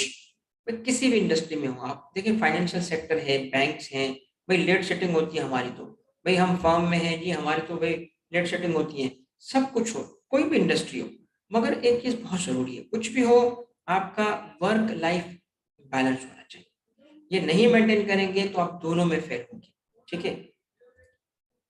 While high paying jobs do demand longer hours of work, organizations should implement dash and dash respecting their core office cultures। तो किस चीज की बात हो रही है, इसमें बात हो रही है flexible working hours and work from home policies, ठीक है। क्योंकि बाकी ऑप्शंस क्या हैं, limited working hours, work from home policies, extra working hours, over time working. Obviously किस चीज की बात हो रही है, while high paying jobs to demand longer, इसका मतलब क्या है, ये चाह रहा है तो लॉन्गर आवर्स तो होते हैं, मगर शुड इम्प्लीमेंट, इसका मतलब वैल्यू रिकमेंडेशन है, रिकमेंड कर, इम्प्लीमेंट क्या करना चाहिए। जब वो बात करें लॉन्ग आवर्स की तो फ्लेक्सिबल वर्किंग आवर्स होगा, लिमिटेड वर्किंग आवर्स तो नहीं होगा ना, ठीक है। लिमिटेड क्यों होगा, क्योंकि वो खुद बता रहा है कि जी लॉन्गर की जरूरत है, तो फ्लेक्सिबल कर दो। कैसे फ्लेक्सिबल कर दो, ये देखो आपने ना 10 घंटे काम करना होगा, मगर हम ये करते हैं कि इसमें से 8 घंटे आप ऑफिस में काम करो, 2 घंटे आप घर पे कर लें। ये एमसीक्यू एक वैल्यू रिकमेंडेशन पे बेस कर रहा है, किसी फैक्ट पे नहीं बेस कर रहा है, फैक्चुअल पोजीशन नहीं है, ये रिकमेंडेशन है, कोई फॉलो करे कोई ना करे। Which of the following are ways to help employees maintain a healthy work-life balance? Occasional work from home, भाई सैटरडे वर्किंग है, अच्छा जी सैटरडे वर्किंग तो है, मगर यार एक हफ्ते के अंदर 4 सैटरडे आते हैं, तो 2 सैटरडे आप आ जाना, 2 घर पे काम करना, ठीक है। तो क्या है, work from home occasional, flexible working arrangements, me time, खुद के लिए भी टाइम होता है और हर इंसान को ये चाहिए, चाहे उम्र के किस हिस्से में भी हो, उसको ये टाइम चाहिए टू रिमेन ह्यूमन, वरना वो ह्यूमन नहीं रहेगा, या तो मशीन बन जाएगा, या तो फरिश्ता तो नहीं बनेगा, मगर वो या तो जानवर बन जाएगा। तो ये क्या है, सारे के सारे जरूरी हैं, हेल्दी हैं फॉर वर्क लाइफ बैलेंस के लिए। If an organization manages people well, employee retention will take care of. Obviously बात है, लोगों का ख्याल रखो, वो खुद ब खुद क्यों जाने जाएंगे, क्यों जाना चाहेगा, आप उसका अगर ख्याल रख रहे हैं तो। True. Organizations should focus on managing the work environment to make better use of the available। भाई यहाँ पे अगेन शुड है और ये इंडिकेट कर रहा है वैल्यू रिकमेंडेशंस। तो जरूरी नहीं होता कि सब इसको फॉलो करें। Organisation should focus on managing the work environment to make better use of the available क्या human capital. People want to work for organizations which provide feeling that the organization is क्या second wife, हाँ भाई, to the employees क्या feeling, second home, own home या working home। बताओ भाई, ये तुम पे छोड़ता हूँ मैं, इसमें क्या करेक्ट ऑप्शन है। हाँ भाई बोले, स्नेहा बोलो भाई, कलसूम, किधर गए मेरे शहजादे। भाई बात ये है कि एनवायरनमेंट कौन सा होगा, एनवायरनमेंट सेकंड होम वाला होगा, ठीक है। People want to work for organization provide feeling कि इनका अपने घर की तरह है, जैसे they are being looked after.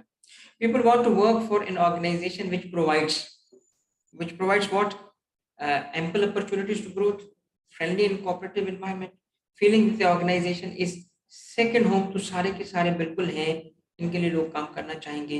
in addition to culture and values, organizational environment, तो organizational environment के अंदर क्या आता है, कल्चर आता है, उसमें वैल्यूज आते हैं। इसके अलावा क्या आता है, company reputation, quality of people in the organization, employee development and career path, तो ये भी आ जाते हैं। तो दो ऊपर अगर अलग काउंट करोगे या एक काउंट करोगे तो चार हो जाएंगे, वरना पांच होंगे। Which of the following is not included in organizational environment? Environment में क्या शामिल है, risk taking, use of leading technologies, trust, none of above. क्यों नन ऑफ अबव, क्योंकि नॉट लिखा है, क्योंकि ये सारे तो ऑर्गेनाइजेशन के एनवायरनमेंट में आते हैं। In business organization, typically bosses are quick on giving feedback when issues crop up. However, appreciation is rare. भाई बुरी बात जो होगी ना वो उसी वक्त बोल देंगे, और अगर अच्छा काम करेंगे तो कोई भी ताली नहीं बजाता, शाबाश नहीं देता। तो ये बात क्या है, सही है, यस ऐसा ही है, ऐसा होना नहीं चाहिए। बट नेगेटिव फीडबैक भी देना जरूरी होता है। अगर if you have failed, your boss should tell you you have failed. ये नहीं हो सकता कि आप रियल लाइफ में एक्सपेक्ट करें जैसे घर की तरह माहौल होता है, फादर होता है, मदर होती है जो इनकरेज करते हैं, ये नहीं होता। रियल लाइफ में ऐसा नहीं होगा, आपको नेगेटिव फीडबैक भी मिलेगा, बट अगर अच्छा काम करें तो शाबाशी भी मिले। अब वो क्यों नहीं अप्रिसिएशन दे रहे होते, क्योंकि द मोमेंट अप्रिसिएशन मिलती है तो हम लोग जाके कहते हैं सैलरी बढ़ा, हम लोग कहते हैं कि हमारी तो वैल्यू बढ़ गई है। तो हमें भी बैलेंस रखना होता है एज एम्प्लॉई, ठीक है। एप्रिसिएशन का मतलब ये भी नहीं होता कि जी अच्छा मैं अब तो पावर में आ गया हूँ तो मैं जो चाहे करूँ, या मैं, क्योंकि देखो इनएविटेबल कोई नहीं होता, रिप्लेस हो जाने में ना 2 मिनट भी नहीं लगते। Which of the following is crucial to retain employees? Appreciating employee efforts, recognizing and highlighting impactful outcomes, giving timely feedbacks. Yes, all of them. Which of the following is not important to retain? Not important. Giving feedback to employees, engaging oneself in meaningful dialogue to improve areas that are creating obstacles, and all of the above. तो basically इसमें all of above भी नहीं है, क्योंकि दोनों जो हैं वो इम्पोर्टेंट हैं, इस वजह से none of the above is the correct option. Enabling transparent and clear reviews and appraisals. भाई जब बॉस अप्रेजल कर रहे होते हैं ना, अक्सर ये रिव्यू और अप्रेजल्स में आपको बोनस मिल रहा होता है, आपके प्रमोशन इस पर डिपेंड कर रहे होते हैं, आपको अगले साल इंक्रीज मिल सकता है। तो अक्सर लोग जो होते हैं, ज्यादातर वास्ट मेजॉरिटी क्या समझ रही होती है, यार इसने ज्यादती की है, इसने गलत किया, इसने सही नहीं लिखा, या इसने मेरे साथ ज्यादती की, मैंने तो ज्यादा। तो इसका ट्रांसपेरेंट होना, ट्रांसपेरेंट का मतलब है किसी क्राइटेरिया पे बेस, देखो तुमने कितनी ईंटें उठाई, सर मैंने 100 उठाई। अच्छा अभी तुमने कितनी उठाई, सर मैंने 110। अभी तुमने कितनी, सर 150। तो ट्रांसपेरेंट हो गया ना यार, देखो जिसने जितनी ईंटें उठाई थी उस हिसाब से मैं क्लासीफाई करूंगा, ठीक है। तो ये ट्रांसपेरेंट हो गया, क्लियर हो गया। For employees helps them achieve more with a clear picture of being rewarded on the basis of the merit। तो वो मेरिट जो होगा ना, उसकी बात हो रही है। तो ये क्या है, किस बेसिस पे, ये ऑलरेडी चूंकि है मौजूद यहाँ पे भी, तो आपको मैंने सिर्फ गाइड करने के लिए इसको रखा है, सो दैट यू अंडरस्टैंड कि ये किस चीज की बात हो रही है, ठीक है। 260, which of the following should,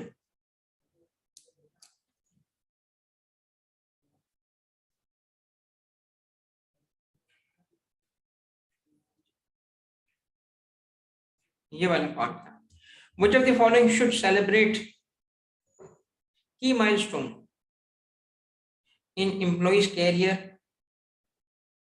in an organization. Review process, feedback process, retirement process. तो ये है basically review process. Review process में क्या होता है, भाई अब आपका मैं रिव्यू कर रहा हूँ, इस साल आपने ये किया, तो उस साल जब आप रिव्यू कर रहे हो तो पॉजिटिव चीज भी तो जरूरी है ना। तो जो माइलस्टोन्स थे, उसने जो अचीवमेंट्स किए, उसने सेलिब्रेट करने। फॉर एग्जांपल, एक एक एक सेल्स रिप्रेजेंटेटिव था, उसने अपना टारगेट एक मंथ का 3 गुना कर दिया। एक एक एक एक सेल्स रिप्रेजेंटेटिव है, उसने अपने टारगेट से 4 गुना कर दिया। It's a milestone, we should celebrate, clap for him. Review का मतलब ये नहीं है कि ये तुमने ये कर दिया, तुमने वो कर दिया। तो इवन यू शुड सेलिब्रेट, ताकि उस बंदे को इंकरेजमेंट मिले। The review process focuses on DASH, followed by mutually agreed upon goal setting discussions. The review process focuses on क्या, highlighting key achievements, strengths and developments. तो रिव्यू का मतलब सिर्फ नेगेटिव तो नहीं होता ना, पॉजिटिव भी होता है, दोनों। ये था मेरे बच्चों आज की क्लास, आज का लेक्चर।